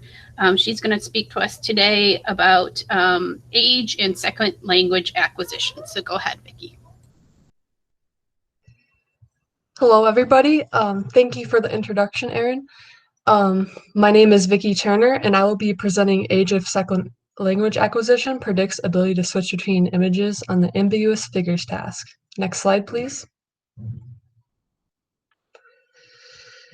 First off, I would like to start out by defining what I mean when I say bilinguals. As you can see here, bilinguals are individuals who can read, write, speak, and/or understand speech in more than one language. We know that there is a significant population of bilinguals in the United States, as approximately 21% of Americans over the age of 5 can speak another language. And in respect to the world, most people globally can speak more than one language. I myself am interested in research on bilinguals due to my combined experience of being both a psychology and Spanish major. What always interested me was the psychology behind being able to speak more than one language. And the connection between the two topics is something that I've always been interested in. Next slide, please. Little did I know, there's a notion of the bilingual advantage. This notion is based off of previous research, which tells us that there are certain cognitive benefits to knowing more than one language, one of which is cognitive flexibility. As you can see, cognitive flexibility can be defined as the ability to switch between two mental processes in order to adjust to a changing environment. So an example of this would be when I was a cashier at Kroger, and honestly, cognitive flexibility should be a part of the job description for working at Kroger because I had to switch between talking to the customer, taking their money, running the transaction all at the same time. So right here at play, there's a lot of things you have to switch between. So there's research that suggests that bilinguals would be better at switching between these tasks. Next slide, please. A study that serves as a specific example of this bilingual advantage in cognitive flexibility was done by Chung Fat Yim and others, which found that bilinguals are able to correctly identify the second figure sooner than monolinguals on the ambiguous figures task. Basically, that is a series of strange images you were seeing at the bottom of the slide. This task involves one's perception towards a series of images, such as you can see there, two people looking at each other on the left, and then it slowly transitions into like an apple core. Don't worry, I will go more into detail about this task soon. Next slide, please. And not only is there a factor of whether somebody knows a second language, there also is a factor of when somebody learns their second language. This is where the critical period hypothesis comes into play, which basically involves a sensitive period of language learning that would make it harder for example, adults to learn a second language compared to very young children. This is also where the distinction between early and late bilinguals comes from. What is super interesting to me is that the way the language systems are stored in the brain differ depending on when an individual learns their second language. So this basically means that when an individual learns their second language, so it basically means that when early bilinguals spoke their native and second language, the overlapping regions of the Broca's area, which is like kind of like a region known for language in the brain, those same areas were activated, but for late bilinguals, separate, so different regions of this brain region were activated. Next slide, please. So based on this idea that early bilinguals learn and store their second language differently than late bilinguals, and that bilinguals seem to benefit in terms of cognitive flexibility, we hypothesize that earlier acquisition of a second language predicts an earlier perceptual switch. Next slide, please. In my study, there were 66 participants, all of whom knew more than one language. They signed up for my study through a website called Amazon Mechanical Turk and were compensated $3.25 for completing it. Their ages ranged from 20 to 65, and they had an average age of around 36 years old. Next slide, please. After participants had consented to take my study by clicking I agree on the Google form, they were asked for some basic demographic information such as age, gender, race, ethnicity, and socioeconomic status. They were also given a language history questionnaire, which was adapted from Li and Zhao to fit this current study on Google Forms. This survey was basically used as a way to identify what languages people spoke and at what age they learned or acquired their second language. Next slide, please. So here's the star of the show, the ambiguous figures task. Like I said, this is a measure of cognitive flexibility. Basically, there are 5 sets of images, all of which had 11 images each. It would usually begin as something unambiguous, such as you can see in the example below, the duck on the bottom left-hand corner. It's something you can clearly see what it is. And it would gradually transform into another unambiguous object, such as the rabbit on the right. Participants in our study had to scroll through each of these images on a Google form and fill out the blank with what they thought each image was. We measured when the participant first correctly identified the second figure, which we would call a correct switch.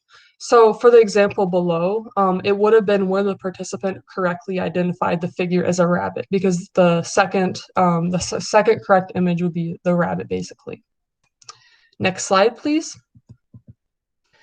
We also gave participants a task that measures nonverbal intelligence, known as the Raven's progressive matrices. For each problem, a participant would select a piece that fits the overall pattern in the rectangle the best, such as those polka dots in the example to the left. The purpose of giving this task was to control for intelligence independent of the English language. Next slide, please. Here we have another measure participants filled out called the Shipley Vocabulary Test, which assessed understanding of the English language. Participants had to choose a word that had the most similar meaning to the word in all caps. For example, a synonym of the word large would be big. And the purpose of including this measure was to control for verbal intelligence. Next slide, please. So here we are at the results. First, we would like to determine whether these measures of intelligence, meaning the Shipley and the Ravens, are related to cognitive flexibility. In other words, like how people perform on the ambiguous figures task. And next, we also examined how age of acquisition, so when someone's second language was learned, predicts performance in addition to intelligence measures. Next slide, please. As you can see here, there are some significant correlations going on. So the higher the participants scored on both the Ravens and the Shipley vocab scale, the sooner they correctly identified the second form of the figure on the ambiguous figures task. Next slide, please. Okay, so this is where the fun begins, but don't worry, I'm going to explain it. Basically, what I just said about the correlations was important because that means we should account for those variables if we want to see how age of acquisition influences cognitive flexibility. So after accounting for verbal and nonverbal intelligence reflected in the scores on the Shipley and Ravens, we see that age of acquisition significantly predicts cognitive flexibility, and you can see this by the stars, by the numbers in the gray box. Believe me, stars are good. Next slide, please.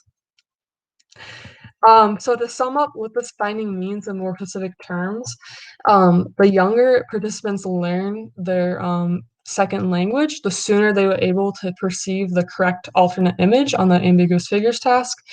And to relate this back to the previous literature I said before, this finding would support a bilingual advantage in that it supports the notion of that the bilingual advantage is greater when individuals learn a second language earlier in life. Also, we see these differences in how the age one learned how the age one learned their second language basically influence people to perform differently on the ambiguous figures task. So this would support the idea that early acquisition relies on different brain structures than late acquisition. Next slide, please. So for a limitation of the study would be that it was unclear what participants understood as learned or acquired a second language, which that was basically the question we asked for like the age at which they learned their second language. And this was due to the language history questionnaire in general being very like ambiguous in what it was trying to ask. So in the future, we would like to get more precise information that differentiates between whether individuals acquire a language in a natural environment or learn it in a more structured classroom environment. Another thing to keep in mind for the future would be that we need to look at other measures of flexibility that do not require language to answer the questions. Since in the ambiguous figures task on our particular study, it required words to fill out the blanks on each image. So it really could be measuring something related to vocabulary rather than perceptual flexibility. Next slide, please. Thank you. I would like to thank everybody for listening to my presentation. Thank you to my thesis co-chairs, Professor Beat and Professor Francis. Thank you so much, and as well as my readers of my thesis, Professor Noble and Professor Elishberger. Also, a big thanks to the library staff and friends who were all a great help during this process. There's some really amazing people at Albion College. That's all I want to say. Do you guys have any questions or comments?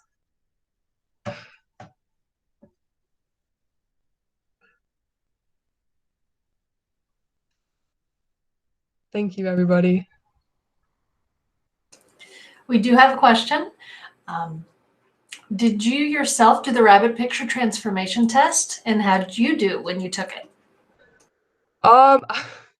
To be honest, like I did not do it. I mean, I looked at it so many different times that like I didn't really like do it formally, I guess. Like because I had been looking at these pictures since August. So like I didn't really ever like sit down and like be like, I think that's a rabbit. I think that's a duck. I think that's a, that kind of thing. Like, yeah. And it was really interesting to see how people said which image was what, like how people responded. Like there were some very interesting like responses as to what people thought an image was. And some of them were very funny, honestly. Okay, we have another question. What's been the most challenging aspect of your research? That's a very good question. I mean, to be honest, research in general is challenging because you often think you have an idea of like you hypothesize something, you look at the previous literature, like you do everything, and then you get a lot of unexpected findings basically. And a lot of things go in different directions. You actually learn new things. So the age of acquisition piece was something I had not even thought about during the beginning of this research. I was mainly focusing on like just the bilingual advantage in general. And I just feel so blessed to like have this experience and learn more about this topic. And I really didn't even know about cognitive psychology that much before this thesis. And look at me now, I'm here talking about it to you guys. Do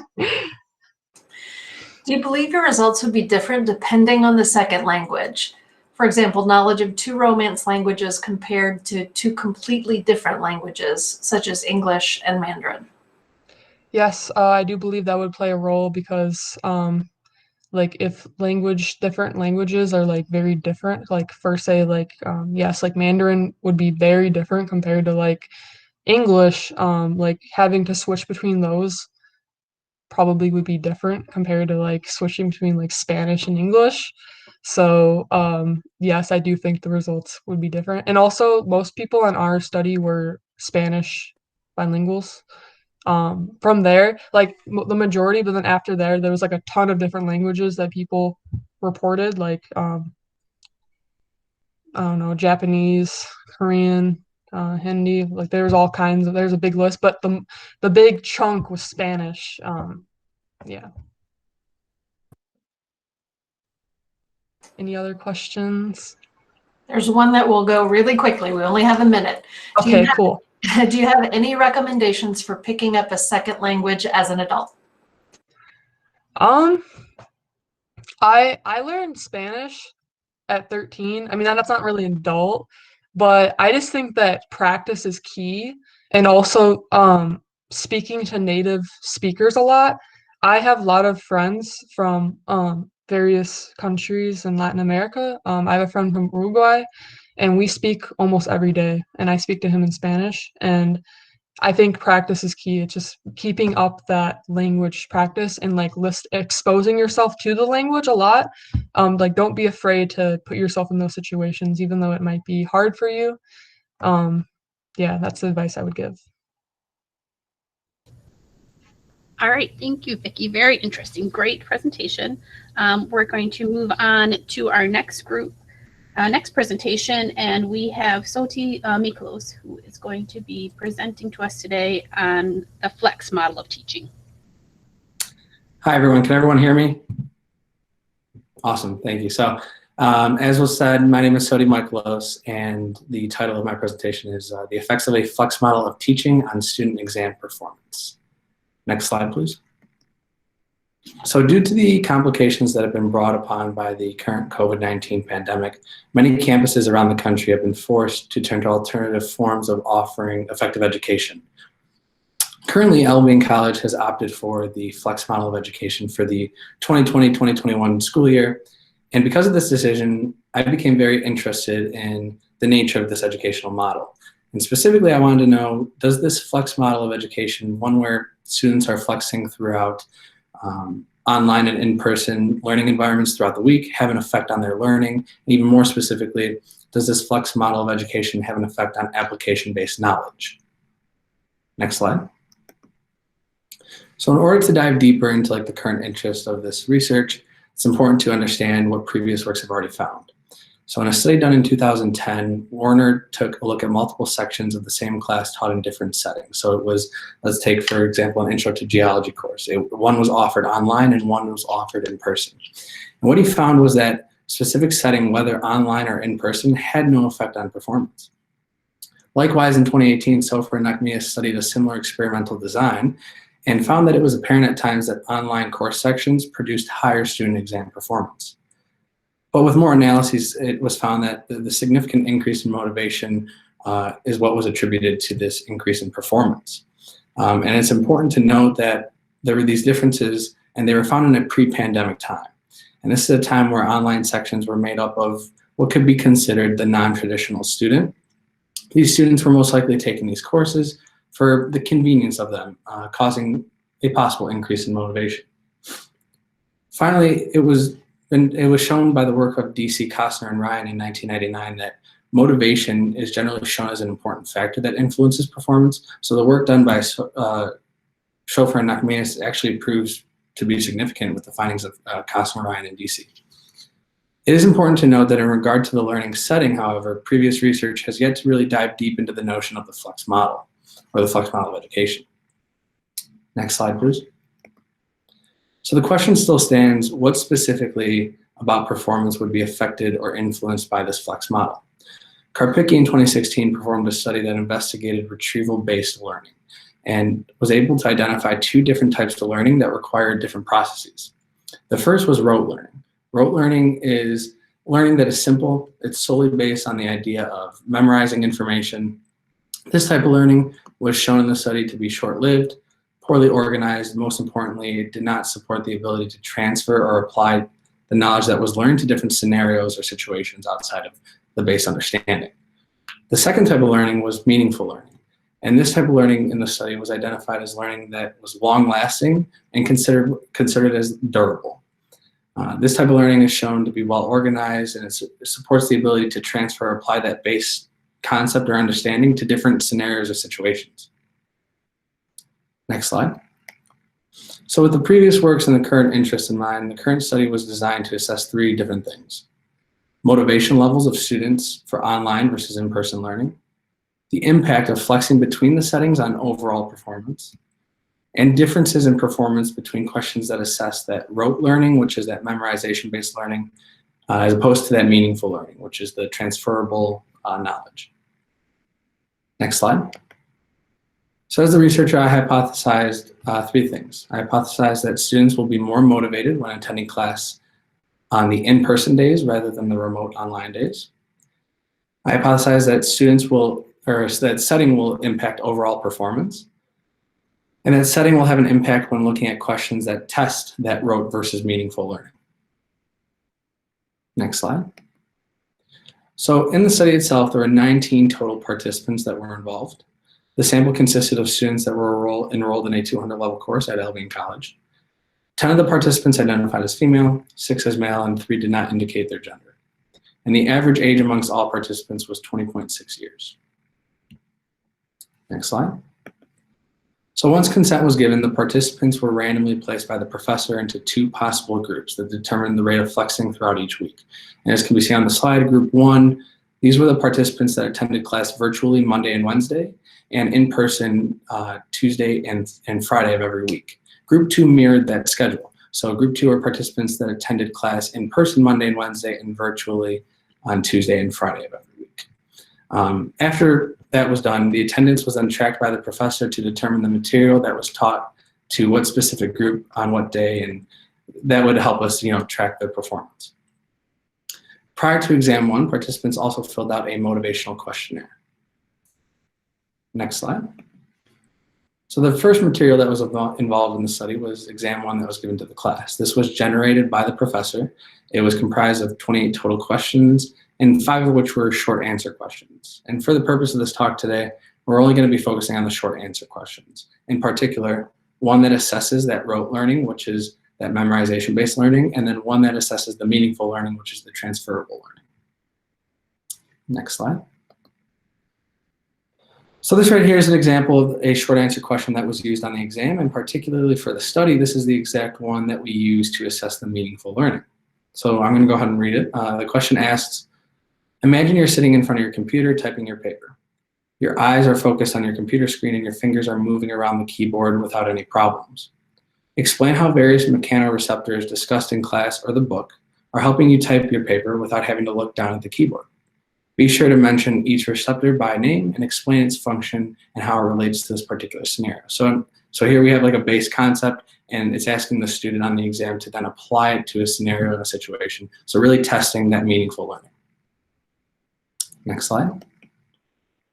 The second material that was used in the current study was a motivation questionnaire, and this questionnaire was developed to assess individual perception of motivation and engagement from the participants. This questionnaire was comprised of a 4-point Likert scale. Answers on this questionnaire range from 1 being not motivated or engaged to 4 very motivated or engaged per question. It had 5 total questions, and an example of one of these questions was, how motivated were you on the days that you were in person? And then the participant would respond in one of the 4 possible answers. Next slide. So let's take a look at the results. So this figure here represents the motivation levels that were reported per the questionnaire by every participant. If we take a look along the x-axis of the figure, we have the 2 separate settings that were included in the study. And when looking at the y-axis for this particular figure, we have the average scores on the questionnaire. And what was found was across all participants, motivation and engagement levels were significantly higher when attending class in person than when attending class online. And for those of you who understand information regarding the specific independent samples t-test that was run, the significant results can be found at the lower left-hand corner of the slide. Next slide. So moving on to the results regarding the effect of setting on overall performance. So again, on our x-axis, we have our 2 separate settings. And for this figure on the y, we have the average total score of the exam questions that were sampled for this specific study. And when comparing the means between the 2 groups and assessing the overall impact of setting on exam grade, there was no significant difference found between the 2 groups. And again, the information regarding the significant results can be found in the lower left-hand corner of the slide. Next slide. So moving on to the assessment of setting impact on specific forms of learning. So again, on our x-axis, just to reorient everyone, we have our 2 possible settings, and on our y for this one, we have the average score on the question that assesses the rote learning, and this is the memorization-based learning question. And when it came to this question and assessing the difference, there was no significant effect of setting. So meaning that Regardless of the setting, if the person learned the information online or in person, it had no effect on their ability to memorize just the base concept that was learned. Next slide. Finally, moving on to the analysis of setting effect on meaningful learning, this is the memorization-based learning. We're looking at the average score of each setting on the questions assessing how well the individual is able to apply the base concept to a situation. And what results show was that those who learned information in person, in the in-person setting, scored significantly greater than those in the online setting when it came to that concept. Next slide. So what was found? So it was found that all participants reported greater motivation and engagement on days when their assigned setting was in person. Overall performance is not affected by setting, and the ability to use that memorization-based learning and knowledge is not affected by setting. However, specifically, it was found that those who learn information pertaining to the assessment of meaningful learning in the in-person setting did significantly better than those in the online setting. And they were able to apply that information in a more significant way.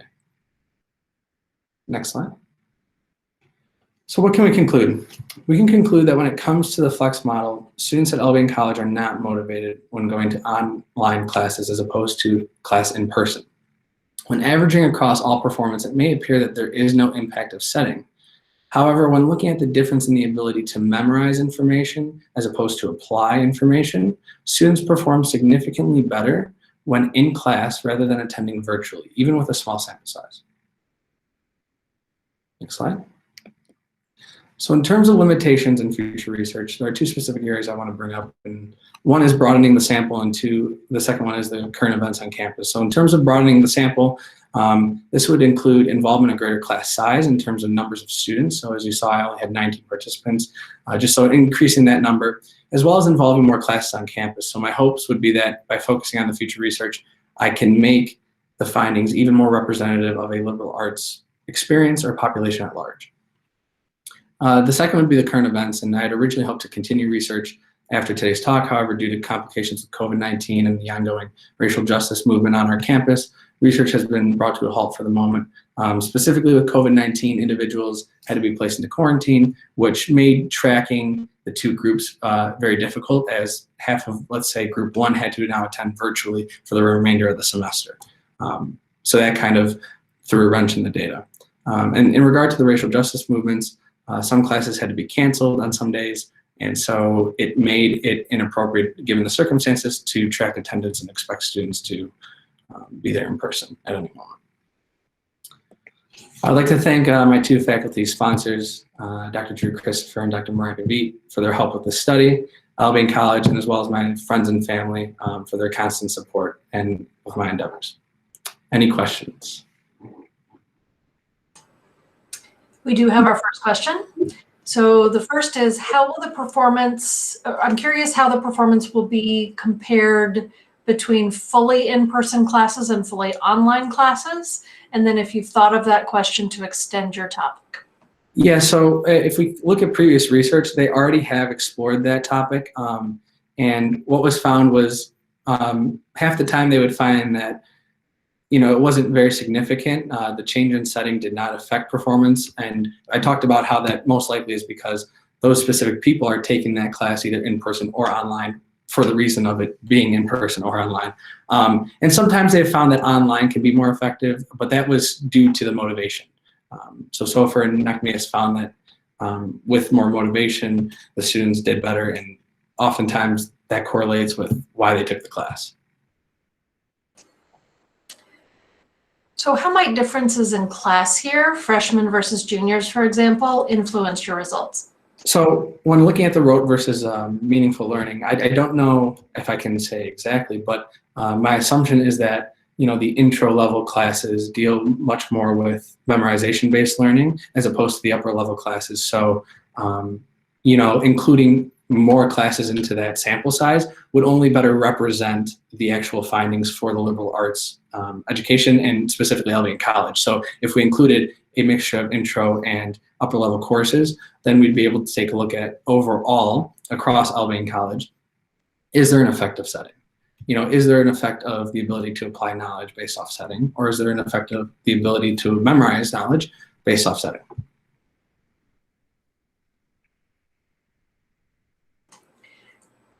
Have you thought about how the test is administered? Would it impact the overall performance results? For example, if it were an online test versus an in-person test, or if the test were open book and notes or not? That is definitely worth noting. That is something that my faculty sponsors and I, always talked about every week, was that, due to COVID-19 and the current complications that we face, the exam had to be online, open book, open note. And so that is definitely something to account for. And it would definitely be interesting to look at it if it was in an in-person setting. If I had to guess, my, inclination would be that you definitely see more of a difference when it came to the, to actually both groups, both the meaningful and rote learning, because your ability to memorize information, regurgitate it over a long period of time in an in-person setting would be drastically different than in an online setting. So it'd definitely be worth looking at and very interesting. All right, thank you so much, Sodhi. That was a great presentation. Next, we are going to move on, and Peach Norman Owen is going to present on effective comprehensive sexual education for us today.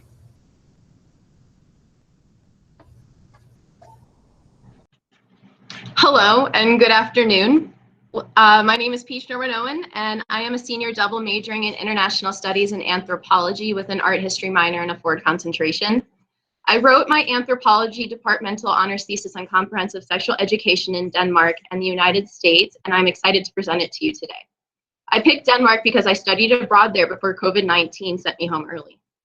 While I was in Denmark, I took courses such as Scandinavian happiness, free speech in Denmark, gender, media, and identity in Denmark, contemporary issues in international relations, and Scandinavian happiness. And when I returned to Elkin in the fall, I was fortunate enough to do a directed study on the anthropology of sex ed under Dr. Megan Webb. I'd also like to give a shout out and special thanks to my committee, Dr. Scott Melzer, Krista Quisenberry, Patrick McLean, and a special thank you to my first year experience professor, Dr. Nicole Zellner. I truly could not have done it without you. And of course, Megan Webb, thank you so much. I owe you so much. Next slide, please. The United Nations notes that when sexuality education is comprehensive, students feel more informed, make safer decisions, and have healthier outcomes. This results in fewer unplanned pregnancies and more protection against sexually transmitted diseases and infection.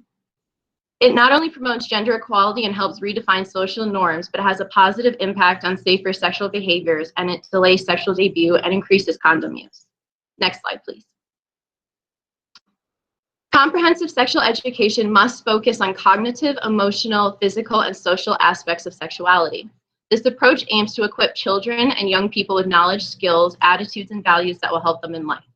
It should be an empowering and dignified approach to encourage youth and young adults to realize their mental, sexual, and reproductive health and well-being. This approach also helps individuals develop respectful social and sexual relationships in their everyday lives. Next slide, please. Studies found that school-based sexuality education can be effective in reducing sexual risk behavior and sexual violence. It is not associated with increased sexual activity or increased sexual risk-taking. Gender equality and equitable social norms are also impacted. Next slide, please. So where the heck is Denmark?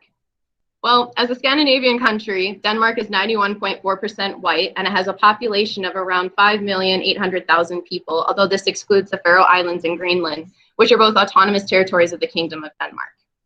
Next slide, please. The curriculum in Denmark addresses the emotional, psychosocial, and economic impacts of what happens when youth and adolescents engage in sexual intercourse and other sexual practices. But the other topics are included, such as contraception, HIV and AIDS, sexually transmitted infections, abortion, puberty, sexual rights and freedom, gender, sexuality, diversity, and acceptance are also included. It's also important to note that national broadcasting networks have freely donated airtime to sexual education efforts. The Foreign Press Association in Denmark receives economic support from the National Board of Health to produce nationwide activities promoting better sexuality education in schools. Next slide, please. This is an example of a more hands-on approach that is used in Danish schools. Students would be split up and asked to finish the ending of the story with a skit of how the conversation could or should continue. This would then be shared with the class, and they would be encouraged to discuss it and as well as reflect on how they felt during this exercise. Next slide, please. Sex in Danish means six, but the Danish are a bit cheeky and they acknowledge what the word means in English. So because of this, the 6th week of each year is devoted to sex. The Sex Week campaign is run by Sex og Samfund, which is a nonprofit dedicated to improving sex education in Denmark and around the globe. Each year has a distinct theme, with the most recent being Boundaries, which was an in-depth exploration of digital safety, sexting, the sharing of sexual images, and consent. Danish children aren't just expected to know about specific topics like consent or reproductive biology, and instead they're expected to be able to understand and express themselves against much broader competencies, such as analyzing gender norms, sexual rights, and different countries' laws regarding sex. Next slide, please. The procurement law makes it illegal to profit off of sex work as a third party in Denmark. So politicians use this law as a stance against pimping or sex trafficking, but the law is really used more commonly to cause harm or hardship for sex workers and those providing harm reduction services. Sex workers in Copenhagen have faced issues renting apartments because landlords fear they could be charged profiting off of sex work as a third party, while others have been turned down by financial and legal advisors for similar reasons. In Copenhagen, there's a mix of legal gray areas and a history of social stigma that directly affects what organizations get funding to work with sex workers. Many organizations that are working with sex workers in Copenhagen and around Denmark take a fundamentally anti-sex work approach because that's what the government approves of and financially supports. Next slide, please. Professor at Aalborg University, Christian Grogard, proposes that pornography should be included in sexual education so young people can develop a critical approach to what they're seeing. While this sounds shocking to many Americans because we're all used to the kind of sense of shame that accompanies conversations around sex and reproductive health, Grogard's proposal doesn't sound that crazy to me, and I can't wait to tell you why. Next slide. Well, first, the United States has abstinence, and they kind of have a scary approach to abstinence as well. Next slide, please. So here are just some quick numbers that I wanted to highlight. Only 17 states require program content to be medically accurate. 29 states require that abstinence be stressed. Only 19 states require instruction on the importance of engaging in sexual activity only within marriage to be provided. So again, they're stressing abstinence. Only 11 states in DC require inclusive content with regard to sexual orientation, and 6 states require only negative information to be provided on homosexuality. Next slide, please. The US government began funding abstinence programs in 1981, and they've continued to support it with over $2 billion spent on these programs. Although they came to a halt briefly in 2010, they were reinstated in recent years, and they've continued to receive more and more funding. Today, these programs have been rebranded as sexual risk avoidance programs, and these have secured them a new funding of a new line of federal funding. Next slide, please. Guttmacher research scientist Laura Lindberg says that these programs withhold important sexual health knowledge and provide medically inaccurate information that compromises young people's healthy sexual development. Next slide, please. In the absence of meaningful sex ed, young people may look to porn for information. Unfortunately, young people who are sexually inexperienced may fail to realize that porn is performative, tailored to specific audiences, fake, and in some of it even involves aspects of sexual assault and violence. Thus, when they inevitably go out and engage in sexual encounters, they act in accordance with the misinformation they've received, which usually ends up in bad sex, unrealistic expectations, sexually transmitted infections or unplanned pregnancies, and in the worst case scenario, sexual assault and violence. Next slide, please. 1 in 5 women in the United States are victims of sexual assault. Sex education can reduce sexual violence by focusing on the physical, reproductive health, while also including conversations about consent and boundaries. Another approach to this is the bystander intervention trainings like Green Dot, which was introduced to Elkin College campus in 2019. Next slide, please. Effective prevention strategies are comprehensive, and they address the multiple levels of influence for sexual violence, victimization, and perpetration. Whoop, excuse me. It's also important to note that programs like that are not likely to have any impact on rates of violence if implemented as a standalone strategy or as a primary component of a prevention plan. If we're going to change the culture around sex and sex ed, we have to start at all levels, including here on campus. And so resident assistants, faculty, staff, fraternities, sororities, athletes, they're the most likely to be trained in bystander interventions, and they're going to have the biggest impact on changing the campus environment that we really need to see. So finally, next slide, please. Denmark is not perfect and it doesn't have all the answers, but the US can learn a lot and should learn and adapt their approach from that. We need to find a way to mandate and ensure there's medically accurate and age-appropriate and comprehensive material provided to all students across the country, and making sure that it is fair and equal across the board. I'd also like to highlight that we need to start sex ed and conversations about consent at home with our children well before they become sexually active. This can start with toddlers and teaching them that they can tell an adult, no, stop, that makes me uncomfortable, if someone is tickling them or making them uncomfortable. These are a way to empower them in a non-sexual context, but those life skills will stick with them and help them for the rest of their lives. Next slide, please.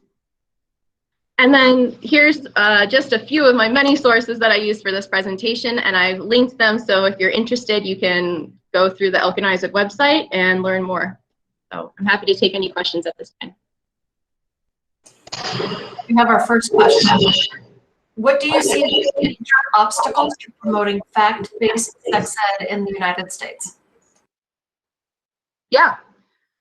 Honestly, I think it's a religious aspect that we have in our government. We say we have separation of church and state, but do we really? Arguably, I don't think so. And so I don't think that we're going to be able to have a federal program promoting and making sure we have factual sex ed unless we're able to help change the environment where this isn't political. It's just facts, and facts isn't political. Do the Danes involve parents in the sex ed program? Yes, absolutely. So they have program materials that can go home and that Danes can go online and they'll be able to find resources and information. And they're also included in the conversation during the sex week. They have materials that are sent home with them. So the info that's being taught at school to their kids, they're able to have conversations around the dinner table with them and help kind of answer questions in that familiar, comfortable atmosphere that might be a little more familiar.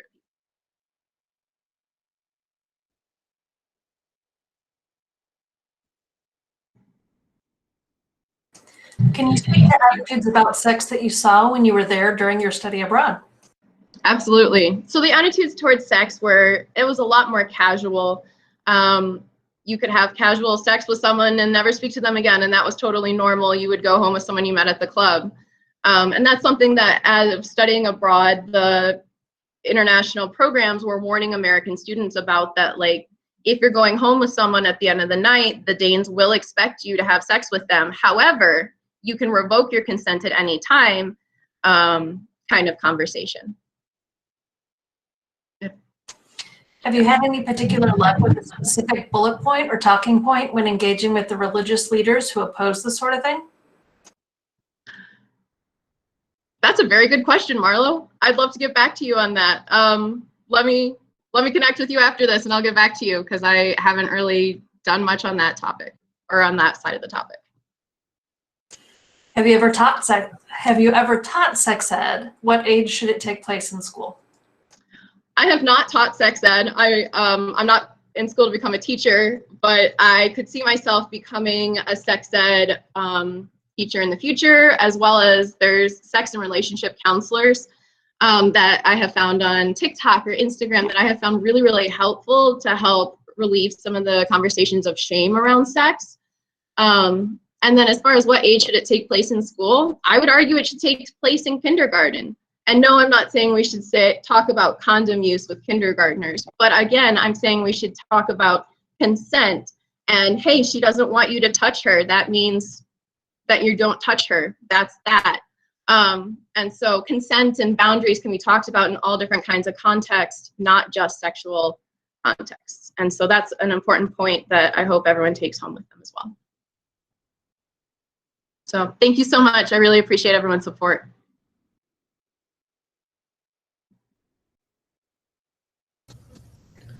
All right, thank you, Peach. That was a great presentation. We're going to get set up here for our next group.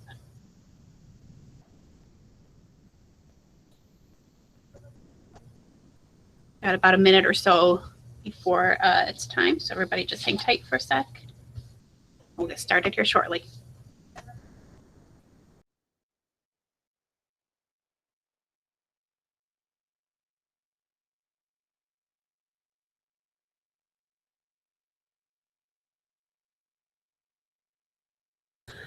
Okay, so it's 3:15, and next up we have Sierra Hazard, and Sierra's going to talk to us about buying and selling companies today. So go ahead, Sierra.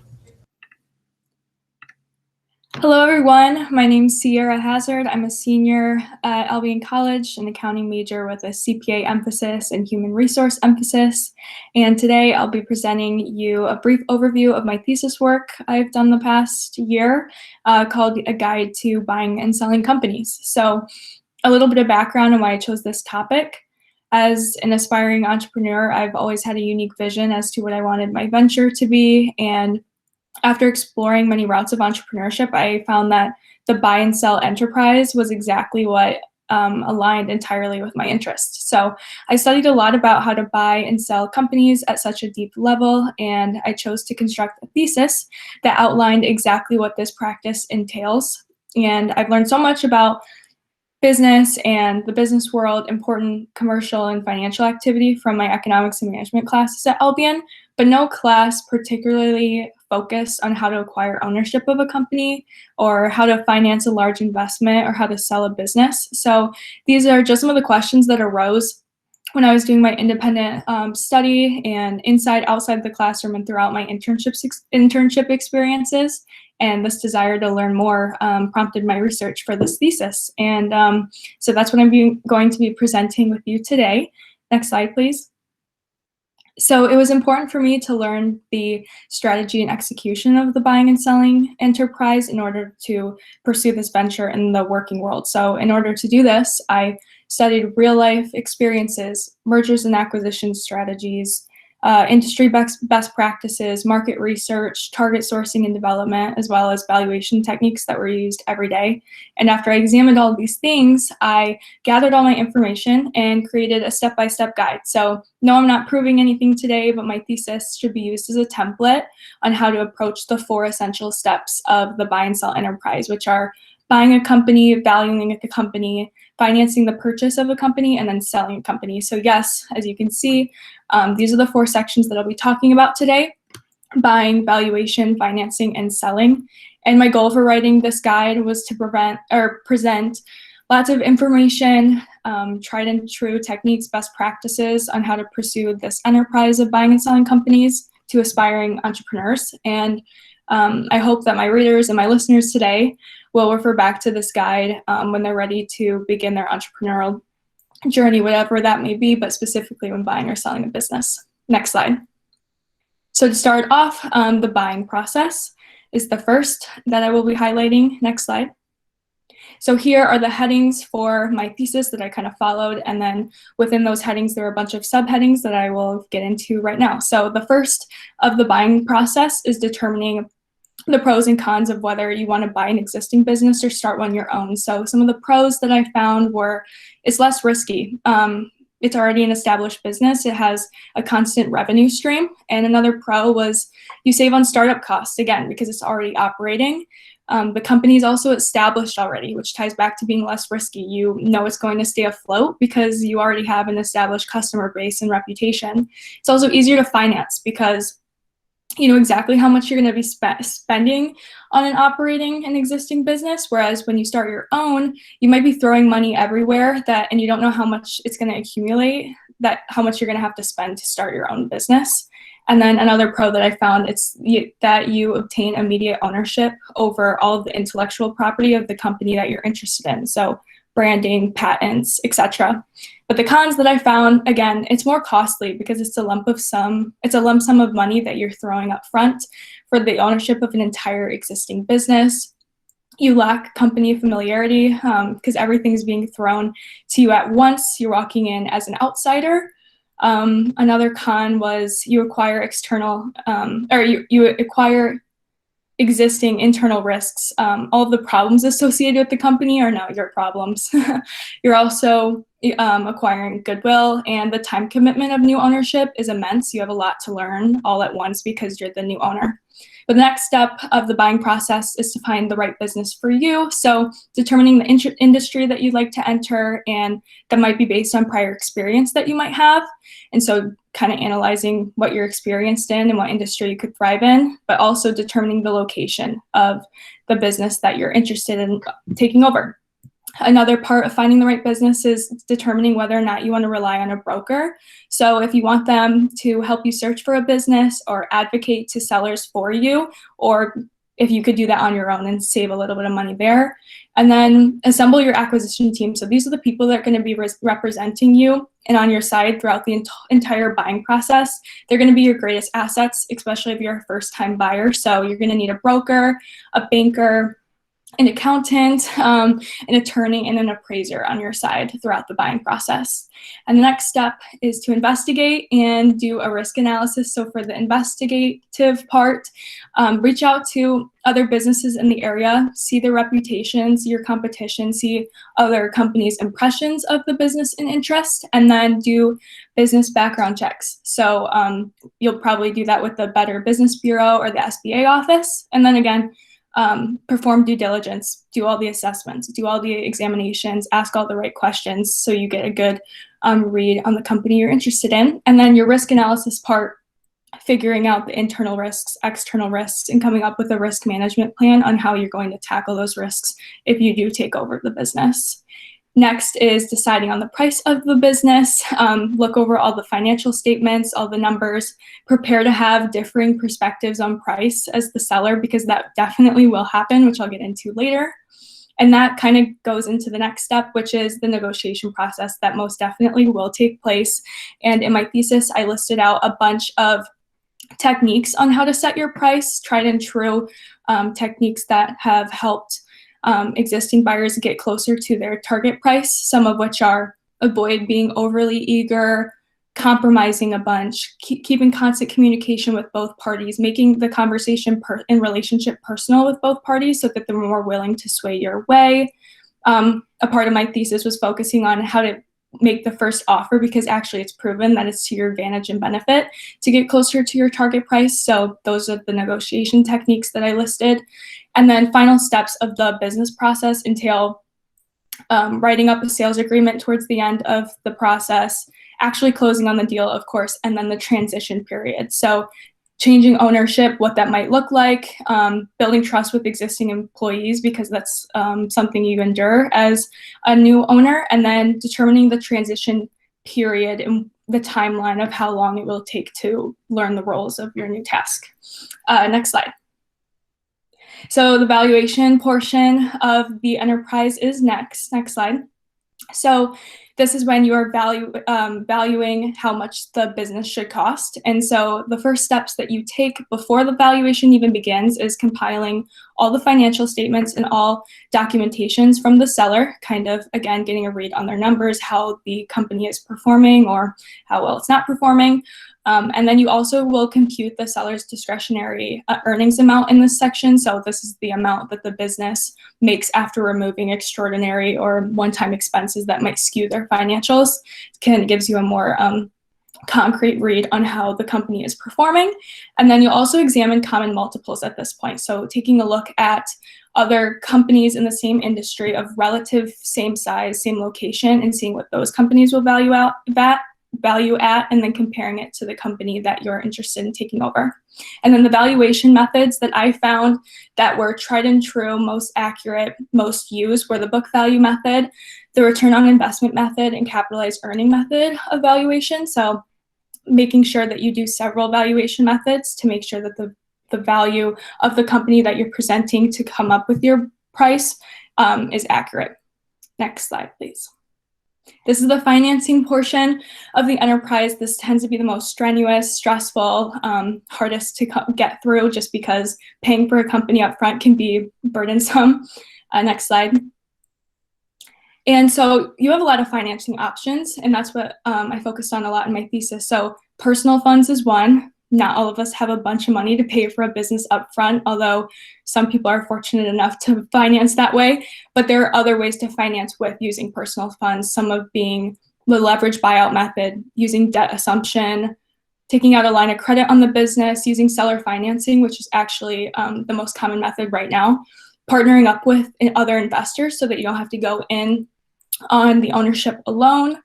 Leasing is another way of financing. So leasing the business until you acquire equity in the business to take over it in full. And then, of course, the traditional routes of the term loan or an SBA loan.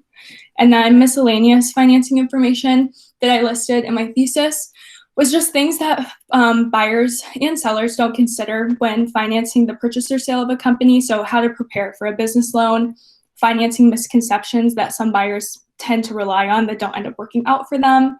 And then also additional factors to consider when financing. So making sure you set extra money away that isn't incorporated in the valuation, such as like closing costs and operating costs that you're still gonna have to pay for after paying for ownership of the business. Next slide. So this is the selling portion. This is the seller's perspective, whether that be a seller who started a business on their own and they're ready to sell and move on to something else, or if they bought a company, they flipped it and want to make a profit, now they're selling. So there's a lot of prep in that. Next slide. So you're ready to sell, what do? There's a lot of preparation. You need to get your business ready for pre-sale.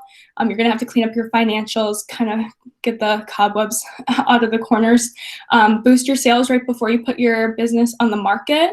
Hire a broker to advocate for you, of course, appraise your business for you. Determine the value, so you're going to do the same valuation methods that the buyer did, but from your perspective, because you kind of see a different, see your business in a different way than someone on the outside. And then you'll gather all of your documents and put together an information packet that lists out everything for the buyer. So your financials, your patents, your branding, all of your intellectual property, leasing, everything, so that you kind of hand them over and they know what they're walking into. You'll then construct a contract towards the end of your selling process and then determine your exit strategy and how involved you want to be with the buyer after you sell. And then the miscellaneous selling information that I also included was timing when to sell and when not to sell. So if the economy is doing well or if it's not, if your business is doing well or if it's not, when to sell, when is a good time. And who you should sell to. If you don't know who you want to hand the keys over to, if it's an employee that knows your business really well and you trust them, or if it's a highly qualified business professional that comes in and they seem qualified, but you just don't know if they're the right person to take over your business, I listed that too. Next slide. So again, this is a brief overview of my thesis. I wanted it to be a resource and a guide to my readers and viewers today, my fellow classmates and myself to refer back to when ready to start our entrepreneurial journey. I highly encourage you to refer to it in the Stockwell Library. It's about 75 pages long, but full of lots of resources and knowledge that I hope will help you in your professional aspirations. And I'd like to thank my thesis advisor, Dr. Vicki Baker, and my thesis committee members, Dr. John Carlson and Dr. John Bediam. Thank you all.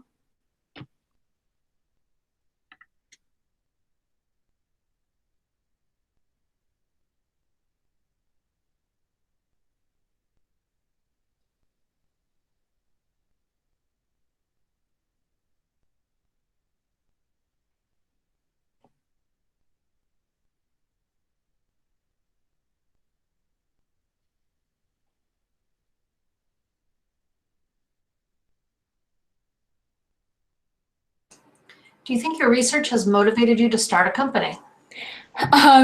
Yes, actually. So when I was doing my research, I decided I wanted to do something entrepreneurial after graduation. And so I wrote a thesis on how to buy and sell existing businesses. But turns out throughout my research on what type of businesses I'd like to take over, I found an industry and a market and a target population of a business that doesn't exist. So I'm actually in the process of creating a business plan on how to start my own business when I just argued that you should be taking one over. So I kind of have a lot of options for me right now, but yes, it definitely sparked to the creation of my own business. What is the one piece of advice you would offer to someone considering buying or selling a business, if you can distill it down? In a nutshell, I would say get into a leadership position or a position at a company where you can learn from all service lines and all perspectives, kind of like be able to shadow what management does, what operations does, what supply chain does, and what accounting looks like, the numbers, so that you know the management side of a business as well as the financial side of a business. Consulting would be my recommendation, because you're seeing an entire business and helping it operate better, and that will equip you to start your own.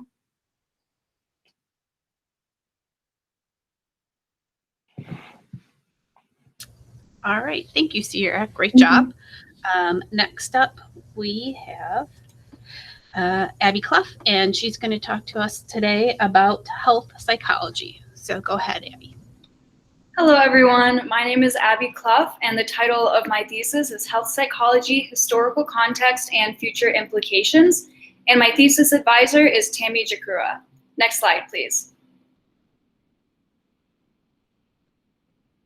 Health psychology is a division of the psychological field that focuses specifically on physical illnesses and the associated internal and external factors that have an influence on physical state.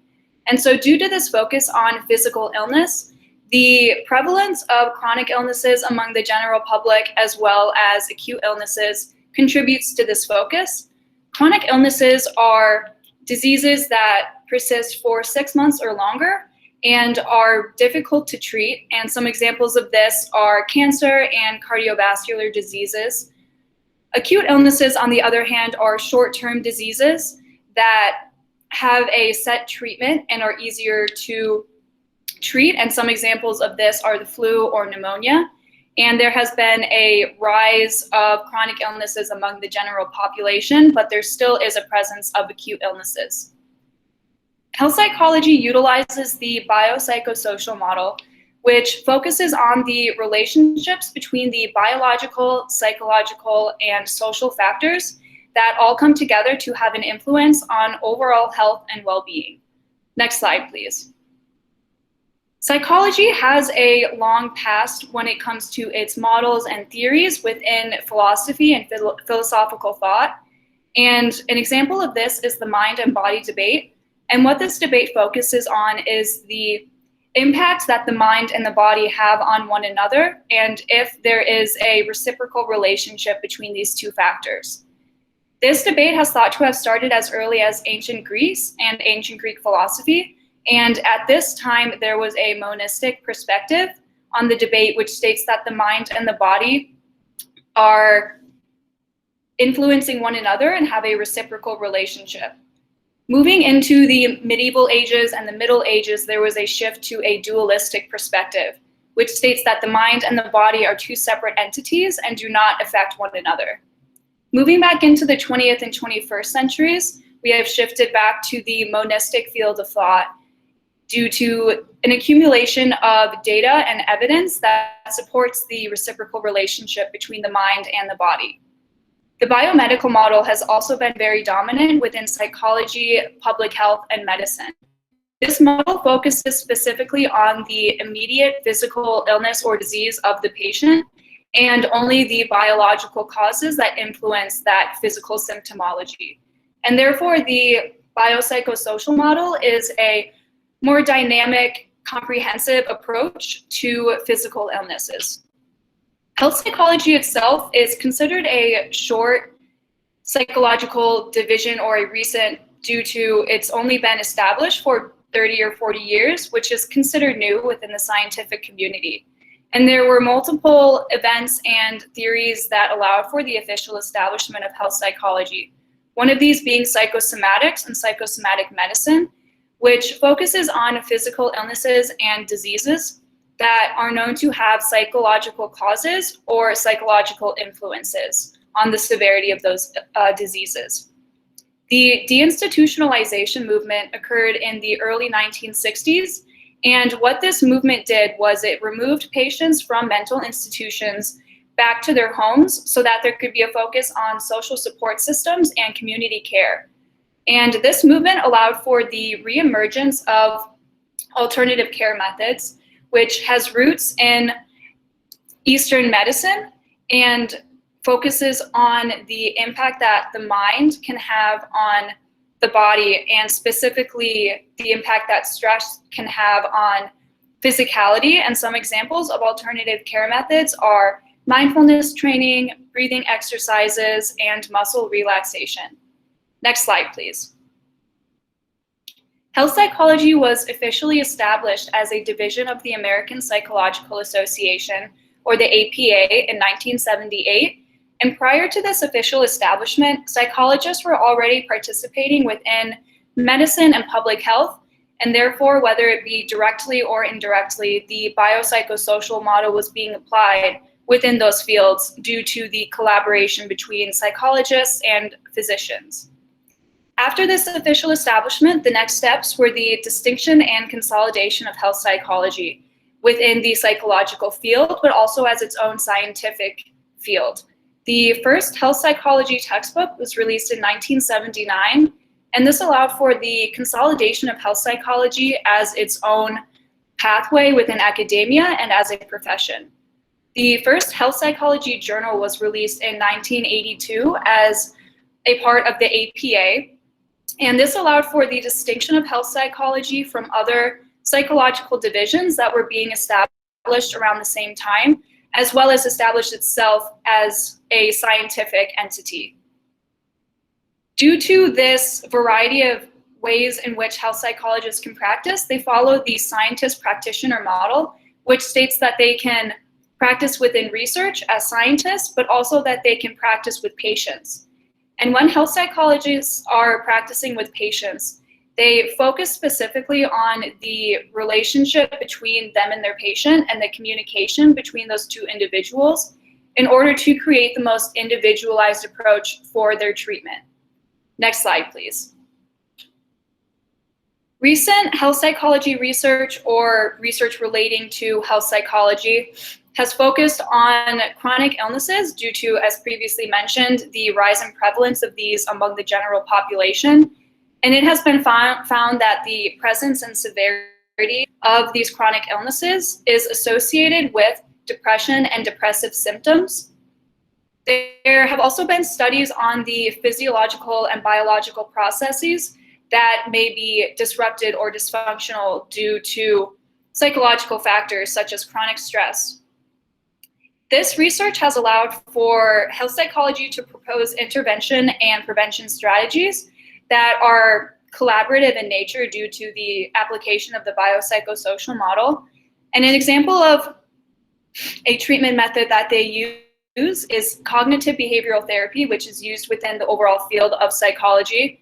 This type of therapy focuses on mental and thought processes and methods to intervene in possibly unhealthy thought processes that can lead to unhealthy behavior. Health psychology also utilizes alternative care due to its accessibility to the general public. Next slide, please. Health psychology has future implications due to its provided treatment, intervention, and prevention strategies. And this is due to the use of the biopsychosocial model and its inherent collaborative nature due to the variety of factors that it takes into account. It inherently necessitates the communication and collaboration among multiple professionals in a range of fields ranging from psychology, psychiatrists, to practitioners within public health and the medical field. Health psychology has also created subdivisions that allow for the models and theories of the field to be focused to a specific group or demographic. And a couple examples of these are occupational health psychology, which focuses its efforts on employees and their well-being within the workplace and creating a productive and healthy work environment. Adolescent health psychology is another example, and this subdivision is especially important because adolescence and these young ages are very important and critical developmental period each individual. Next slide, please. The creative element of my thesis is a website that includes all of the information that I had previously mentioned. And the purpose of this website is to provide individuals with the means to care for their own individual well-being, but also to provide individuals with the way in which health psychology can be used as a professional path or an academic path. And the applications of health psychology are provided so that not only the individual well-being of each person can be improved, but also the well-being of the overall public. Another purpose of this website is to increase awareness and educate those who visit the website on the importance of the impact that physical sense and physicality can have on the mind and vice versa. I have also specified applications on this website for Albion College students, faculty, and staff, as well as Albion community members to use. Next slide, please. In conclusion, health psychology and its establishment have ultimately accumulated due to the prior debates and models and theories that are present in psychology and biology and other fields as well, that have allowed for a foundation of evidence to be built that supports the reciprocal relationship of the mind and the body. What makes health psychology special is its patient-centered approach and the individualized approach to each patient in order to cater treatment and intervention strategies for that person. And this is due to the use of the biopsychosocial model and its collaborative nature. The future of health psychology also holds many opportunities, not only for psychology, but for the fields of biology, public health, and expands into the humanities as well, due to the variety of applications that health psychologists can do within a multitude of fields, from practicing with patients to research to applying the models of health psychology to specific groups using the subdivisions. And I do not have an official acknowledgement slide, but I would like to thank my thesis advisor, Tammy, as well as all members on my thesis committee, Sheila Lyons, Shanti Madhavan Brown, and Jeffrey Wilson. I would also like to thank all of the family and friends that have supported me through this endeavor and allowed me to share this information with them and share my passion for this topic. And thank you all for listening. I appreciate it. Okay, Abby, we've got your first question. What is the most interesting thing you learned while doing your research? I think the most interesting part of this research is seeing the wide scope of ways in which health psychology can be applied, because even since I started this project, I have noticed connections within classes that I'm taking, within just everyday life, that health psychology can be applied. And it's a field that I hadn't heard about before. So I think that was really cool to start fresh and learn about something completely new. Is health psychology part of your professional future? It is not. I'm actually pre-veterinary, but I would like to find a way to bring psychology into that when it comes to emotional support animals and therapy animals. I think that would be cool because psychology has always interested me, and I think it would be really cool to figure out a way to combine that with veterinary. Do you know if medical schools have at least one class in health psychology for students to take?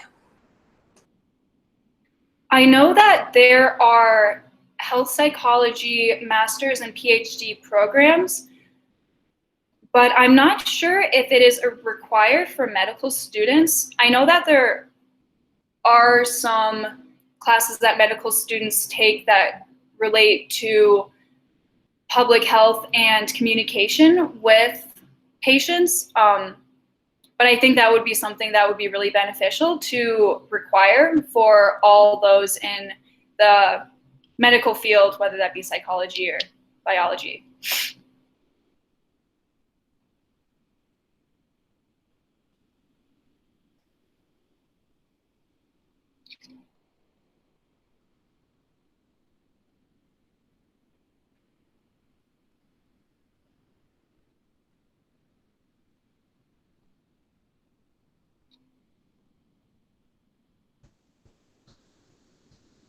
All right, Abby, that was great. We all really enjoyed your presentation. Great job.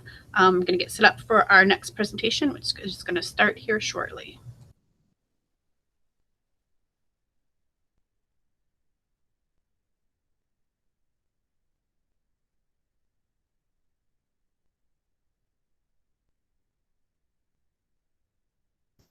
Okay, so next up we have Jessie Butchley presenting on multiculturalism has failed. So go ahead, Jessie.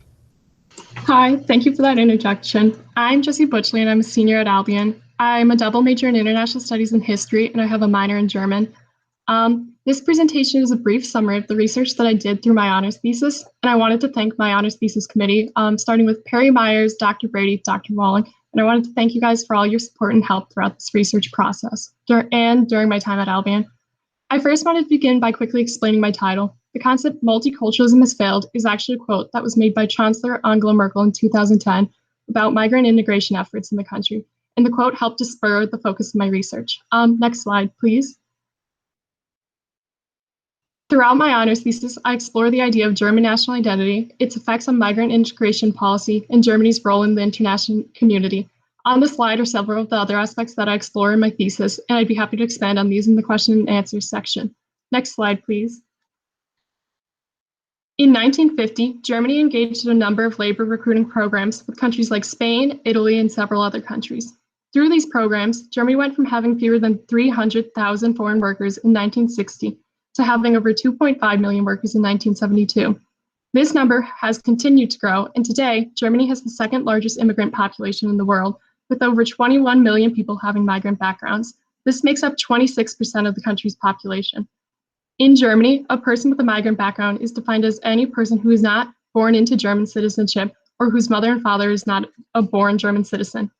These statistics highlight how the demographic of Germany is changing and will likely continue to change. This change will require new efforts at integration and policies that support migrants and people with migrant backgrounds. Better policies are critical for the success of Germany and its ability to create an inclusive society for all people residing within its borders. More recently, German politicians and policymakers had hoped that people with migrant backgrounds would integrate into German society by learning the German language, applying for citizenship, and taking integration efforts into their own hands. However, these individuals often lack support from the federal government and face policies that hindered their ability to integrate into society. As a result, many people with migrant backgrounds remain separated from wider German society, and politicians and policymakers place the blame of failed integration on migrants and their descendants, while disregarding the fact that historical events and policies lay at the root of these present issues. My thesis examines the German national identity to ask about the role that German policy played in hindering migrant integration. I also suggest that Germany can utilize international human rights law to create better policy for migrants and migrant integration efforts in Germany. For this presentation, I wanted to first introduce the concept central to the German national identity, the notion of Volk, and then focus on two laws that influence migrants' ability to integrate into German society. Next slide, please. One term that became significant to my research is the German concept of Volk, which has influenced German national identity and resulted in the exclusion of various migrant groups from the German national consciousness. Although the word Volk does not easily translate into English, it has historically been linked with the unification of the German Empire in 1871. Prior to 1871, Germany had been a set of loosely connected but sovereign and independent states. With the unification of Germany into one nation state, the government had to create a unified identity and ease tensions between various regions. This was achieved by linking German national identity to a shared language, culture, and history, and often resulted in Volk being tied to an ethnic identity of the German people. The understanding of Germany as a nation with a specific ethnic identity has and continues to result in a number of problems in Germany. Most notably, the concept has strongly influenced who is and who is not seen as German. Next slide, please. Throughout my research, I found that Volk significantly shaped the structures of laws affecting migrants, in some of the cases resulting in issues of discrimination directed against migrants, which I explored further in my thesis. One place in which this became especially clear came about through my examination of the German citizenship law. From 1913 to the late 1990s, the nationality law of the German empires and states remained Germany's sole citizenship law. This law ensured individuals were only recognized as German citizens through blood right, thus enforcing an ethnic understanding of German identity through citizenship. This meant that in order for someone to be considered German and have the ability to acquire German citizenship, one of their parents would have to already have been legally recognized as German by blood. Essentially, anyone who was born in Germany to parents who were not recognized German citizens did not receive German citizenship during this time. This was problematic for people in Germany because it effectively excluded many individuals from obtaining the rights of citizenship, even if they were born and raised in the country. Because this law was the foundation for many other German policies related to migrants and migrant rights, problems of discrimination and the unequal treatment of different migrant groups continue to be an issue and creates difficulties with migrant integration in later decades. In 2000, Germany took its first substantial steps in over 80 years towards improving citizenship law. For the first time, German citizenship law was altered so that the requirements of blood right citizenship were less severe, and migrants without German blood could begin to obtain access to the rights enshrined in German citizenship. Now, through this law, individuals who were born to parents with migrant backgrounds were granted citizenship upon birth if their parents had resided in Germany permanently for a number of years. Despite this step forward, the law still holds many limitations and remains largely restrictive for many migrant groups and people with migrant backgrounds. For instance, the law required applicants for citizenship to prove that at least one of their parents had legally lived in Germany for 8 or more years and had an unlimited residence permit for more than 3 of these years. This requirement stood even if individuals had been born in Germany and raised in Germany. Furthermore, while the law allows for citizen applicants from European Union member states to maintain dual citizenship, most other applicants are barred from maintaining the same legal status, thus allowing for the law to be unequally applied to individuals based on their backgrounds. These conditions have had adverse effects on migrant integration efforts and have resulted in the unequal treatment of different migrant groups and contributed to the rise of anti-immigrant attitudes in the country in the 1990s, which is explored further in detail in my thesis. Next slide, please. The exclusionary practices that came out of these laws, as well as other laws discussed further in my thesis, highlight the fact that it is not simply a matter of migrants having to learn to integrate into German society, but instead requires that Germans and the German government redefine what it means to be German and translate this new meaning into laws that better protect the rights of migrants and people with migrant backgrounds. If this is not taken into consideration, past and present conditions will continue to have an adverse implication on Germany. For instance, as the population of Germany continues to age, the country will become more reliant on foreign labor sources, as it already is. This will require the admittance of more migrants who will need policies that can ensure their integration into German society in long-term ways. Therefore, it is urgent that Germany continue to pursue integration policies that benefit migrants and future migrants. Shifting political power in Germany also requires that solutions are actively being pursued, especially because migrant populations are still vulnerable to political changes that could take place in the country and laws that would harm their integration. Germany also must work to ensure that better integration efforts are pursued because of its role as an international world leader. In a globalized world, Germany and all other nations are committed to a higher global order and held responsible for meeting the expectations and goals of the international community. From my research, I found that many of the goals fostered by the international community could be utilized by Germany to help to improve the treatment of migrants and people with migrant backgrounds. Next slide, please. After almost a century of maintaining a homogeneous identity centered around blood right, German politicians have a long way to go before migrants feel welcome and Germans themselves rethink the national identity of the country in order to include migrants and people with migrant backgrounds. This is already happening in some ways. One way in which this can be improved, however, is by including the language of international human rights treaties into all policies in Germany related to the treatment of migrants and their descendants. This would help to ensure that individuals are protected from discrimination and all forms of unequal treatment. Germany has ratified 9 of the core human rights instruments that help to protect the inalienable rights of all individuals. However, it has yet to sign the International Convention on the Protection of Rights of Migrant Workers and their Families. If Germany were to sign this convention, the country would be obligated to better protect the rights of migrants and their descendants. By not ratifying this treaty, Germany has signified that it is aware that its current policies and treatment of migrants and their families do not meet the requirements laid out in the treaty. This creates issues in regards to Germany's own ability to hold other nations accountable for respecting human rights. As such, it is critical that Germany find new ways to engage with this treaty and incorporate its principles into German law.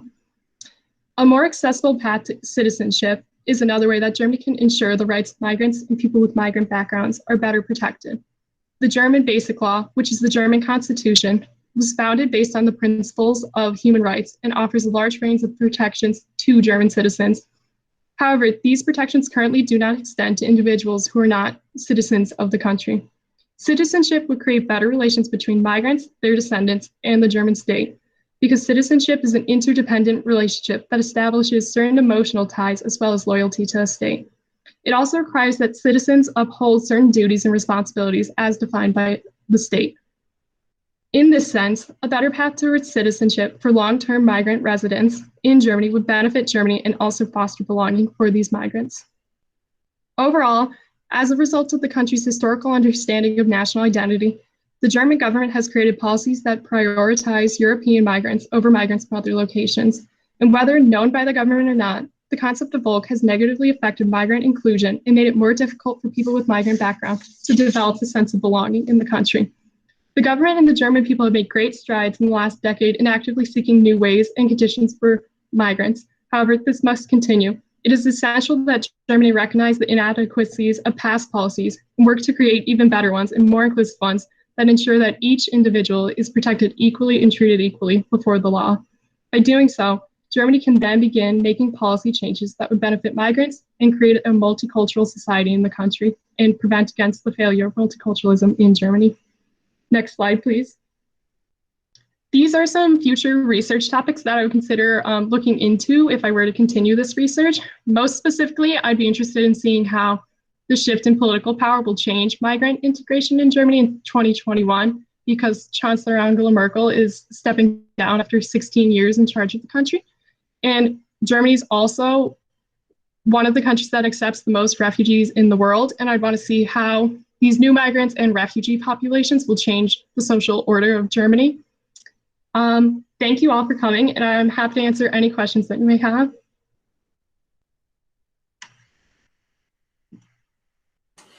Okay, good. So we have the first question.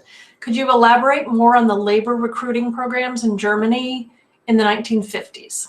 Yeah, so Germany engaged in labor recruiting programs that were known as Gastarbeiter programs, which were just brought workers from places like Turkey and Italy and Spain and several others, but basically they brought these people to Germany on a temporary basis because they needed more labor, especially after the events of World War II and just the economic miracle that took place in the country. So it brought in a lot of foreign workers who ended up staying in the country and having children there, and those are the migrants that currently exist in Germany today.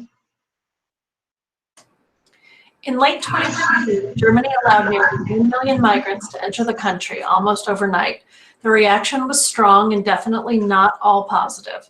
How has this event in 2015 changed the dynamics and the likelihood that German policy might move in a direction allowing citizenship? I think that Germany's working currently on creating more policies that help to incorporate refugees and new migrants. I've specifically seen it like when I was studying abroad in Germany last fall or last spring, a lot of my professors talked about how Germany was pursuing integration efforts. I think it's hard, however, because when Germany accepted migrants in 2015 and refugees, there was also a rise in far-right movements in the country. So it's like a balancing act between who will take control of the German government in the next couple of years. And I think that's going to really shape how events of 2015 and further ones play out. How does understanding migrants as labor affect the way they are viewed in society, or how the migrants view the people or society of their host nation? Could you repeat the question? Sorry, it cut out. Absolutely. So how does understanding, how does the thinking about migrants as labor affect the way they are viewed by society or the way that the society views them? That's a good question. Society, or how the migrants view the people in society. That's a good question. I think for a long time it played out that people viewed migrants who came through labor programs as only like a temporary source and that they were only going to be there temporarily. So I think that influenced the fact that like laws weren't written to incorporate them in. So now we're seeing like problems with migrant integration because the laws weren't up to the standards and couldn't incorporate people well enough. So I think for a long time, Germany viewed migrants as labor sources and not as like people who needed policies that would help them integrate into the society. What was the most shocking part of your research? I think there were many shocking things. I think one of the most shocking things in general that I learned about Germany throughout this process is just how diverse the country is, because I don't think it's always a thought that people think about, but Germany does have the second largest immigrant population in the world, and that's not like something I think that always comes to mind when you think of Germany. So I think that would probably be the most shocking.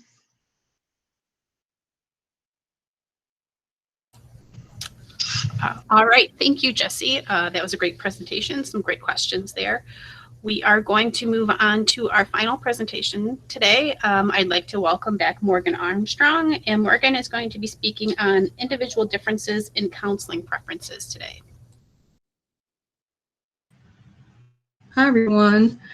And thank you so much for coming to my presentation. Again, my name is Morgan Armstrong, and I've had the privilege of working with Dr. Andrea Francis and Dr. Marika Bede from the psychology department, and this is individual differences in counseling preferences. Next slide, please. So just a little brief background. I'm a psychology major with a concentration in human services, and I'm very interested in professional counseling and getting mental health services to people who need them. So my research kind of focuses on that area to give you an idea. So to begin with, I just want you all thinking of some ideas during the presentation. First, if there's anything that you take from today, it's just the importance of maintaining your mental health and why that should be a possibility for people of all backgrounds. And furthermore, are there any explanations for why one group of people seek mental health services differently than others? And within those groups, why is it important to discuss cultural contexts like race and ethnicity when talking about counseling? So just some questions to keep in mind. Next slide, please. So to start answering those questions, I wanted to do some research in what contributing factors actually affect people's ability to even receive services at all.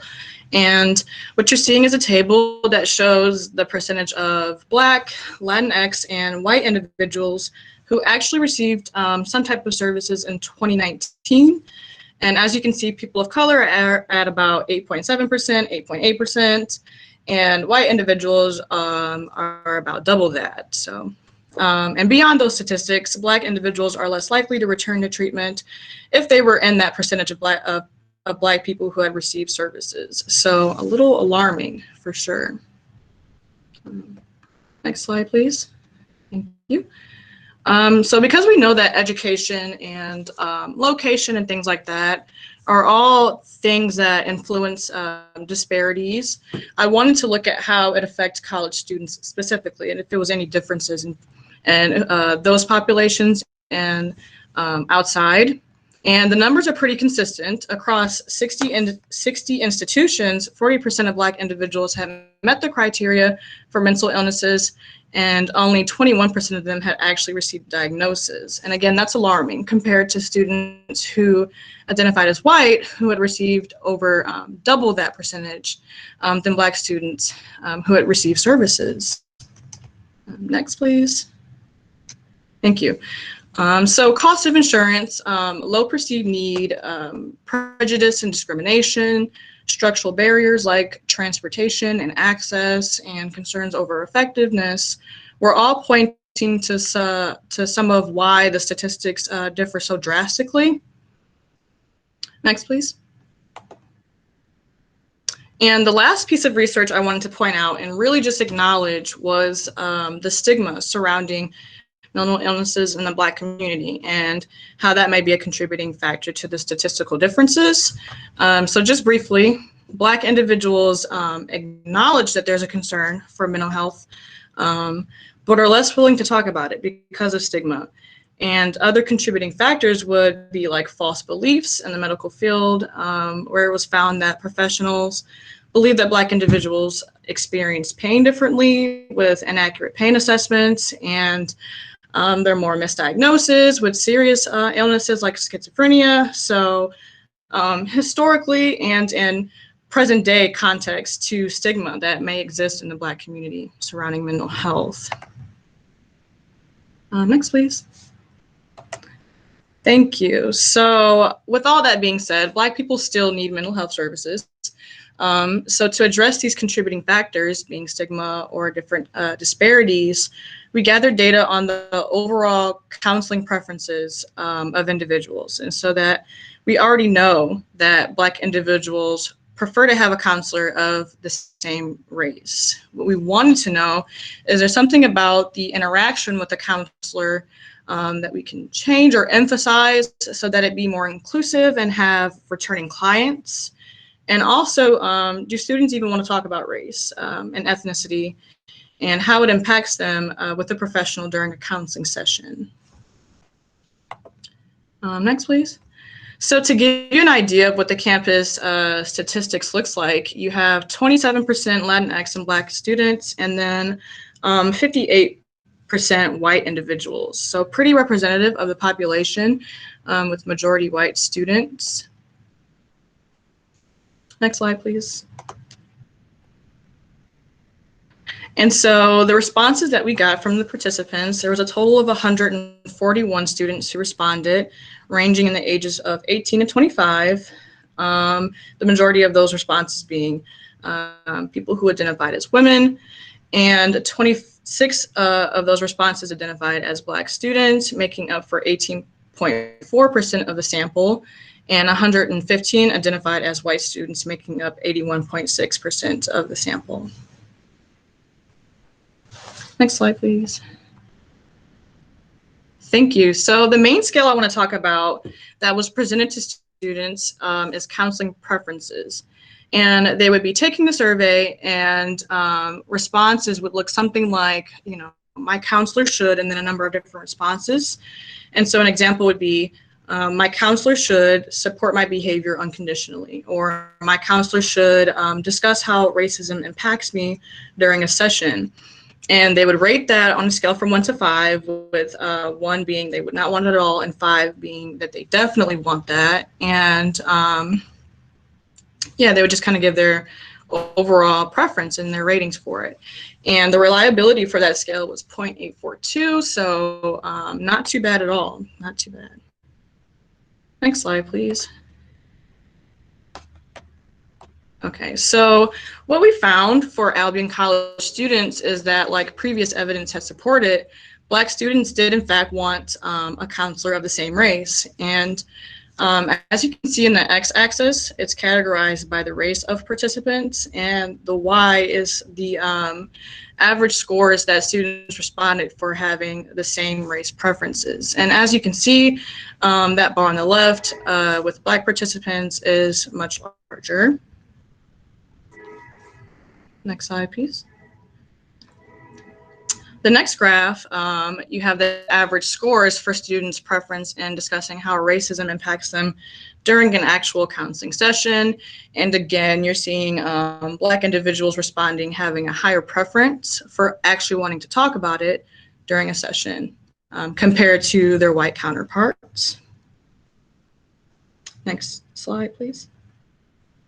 Thank you. The next graph is really interesting. You're seeing the average preferences for unconditional support or unconditional positive regard from a counselor and students. And again, Black individuals are scoring with a higher preference for that approach to be taken during a counseling session. And then the last graph, thank you. This is hands down my favorite graph ever.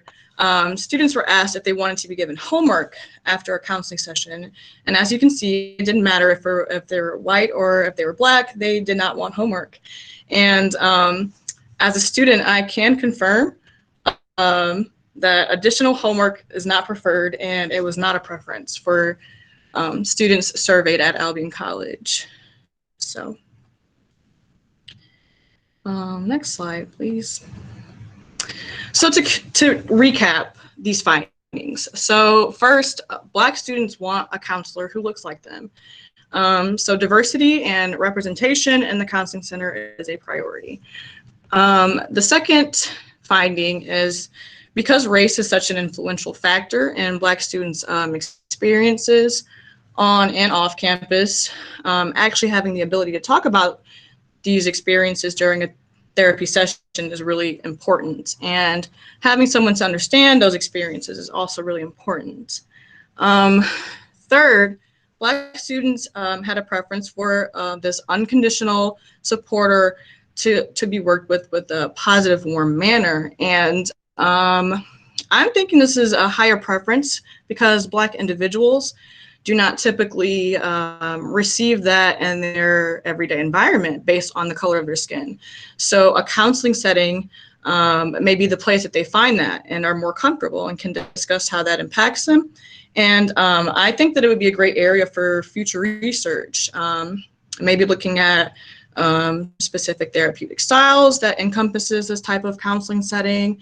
I just think it's really interesting how it differs between races.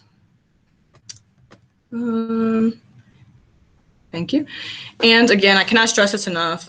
Students do not want homework. Hello to all the faculty and staff out there. And lastly, I think by considering students' attitudes and acknowledging their differences and celebrating them through counseling, you can pretty much improve the overall well-being of the campus and the number of students of color who attend Albion College, because we know that's a growing number every year. And to have that type of representation for the students who come to this campus is really important. And by doing this, you can serve them in a more meaningful way when you consider how their race impacts them. Last slide. Okay, so last, I just want to say thank you to my advising committee, Dr. Francis and Dr. Beat. I just want to say thank you so much for all the time and hard work you've devoted to this project. Thank you so much. I appreciate it so much. And also thank you to Dr. Keys and Dr. Hill for their support and input. Thank you to my family. Hi, Mom. I know you're out there. And also thank you to all the students who participated and gave me feedback and took my survey and helped me with this project. That's it. Thank you so much.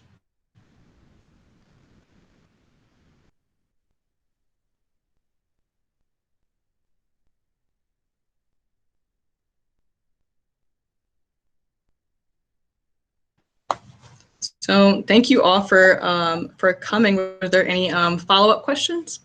We've got one, Morgan. What do you plan to do with this information now? What do you hope will come next for you and the college?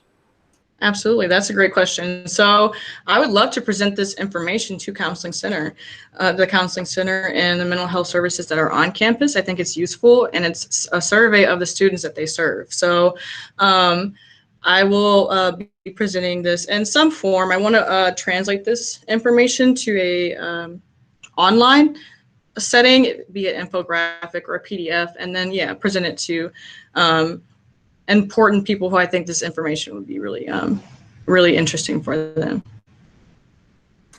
This is a similar question, but you might be able to elaborate. Do you think your research can be an impetus for change at Albion College? Yeah, I think so. I think, in my opinion, I always view things from the mental health perspective.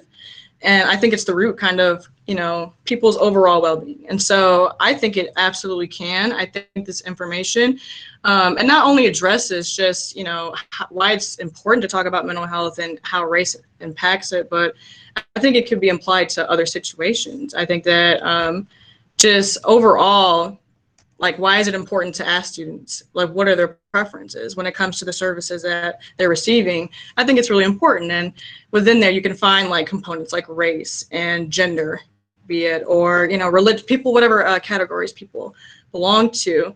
I think that, yes, this research, I think it definitely could.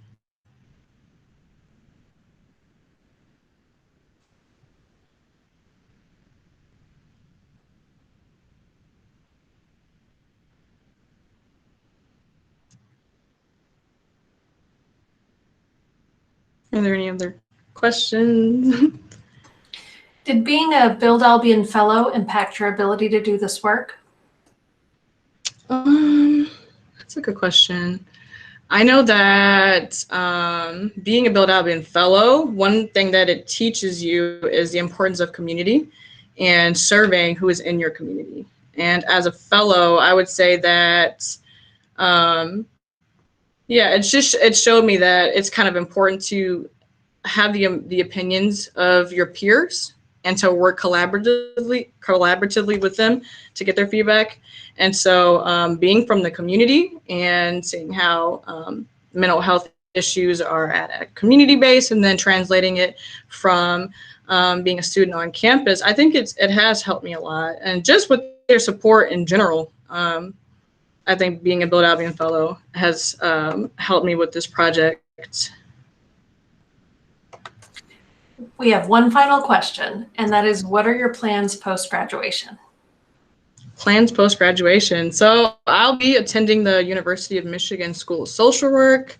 I'm going to be doing their integrative health, their mental health, and substance abuse pathway. And eventually I'll go on to be licensed, and I want to practice. Yeah, I want to do counseling. So those are my plans post-graduation. Thank you for that question. All right, thank you, Morgan. That was a great presentation, very informative. And that wraps up our presentations for this forum.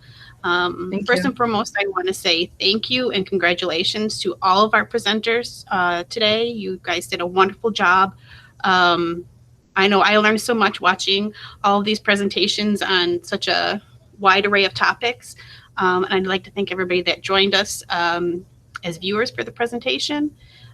This was recorded, so we'll have it'll be able to be viewed at a later date for you all. So thank you, everyone, and again, great job to all of our presenters today.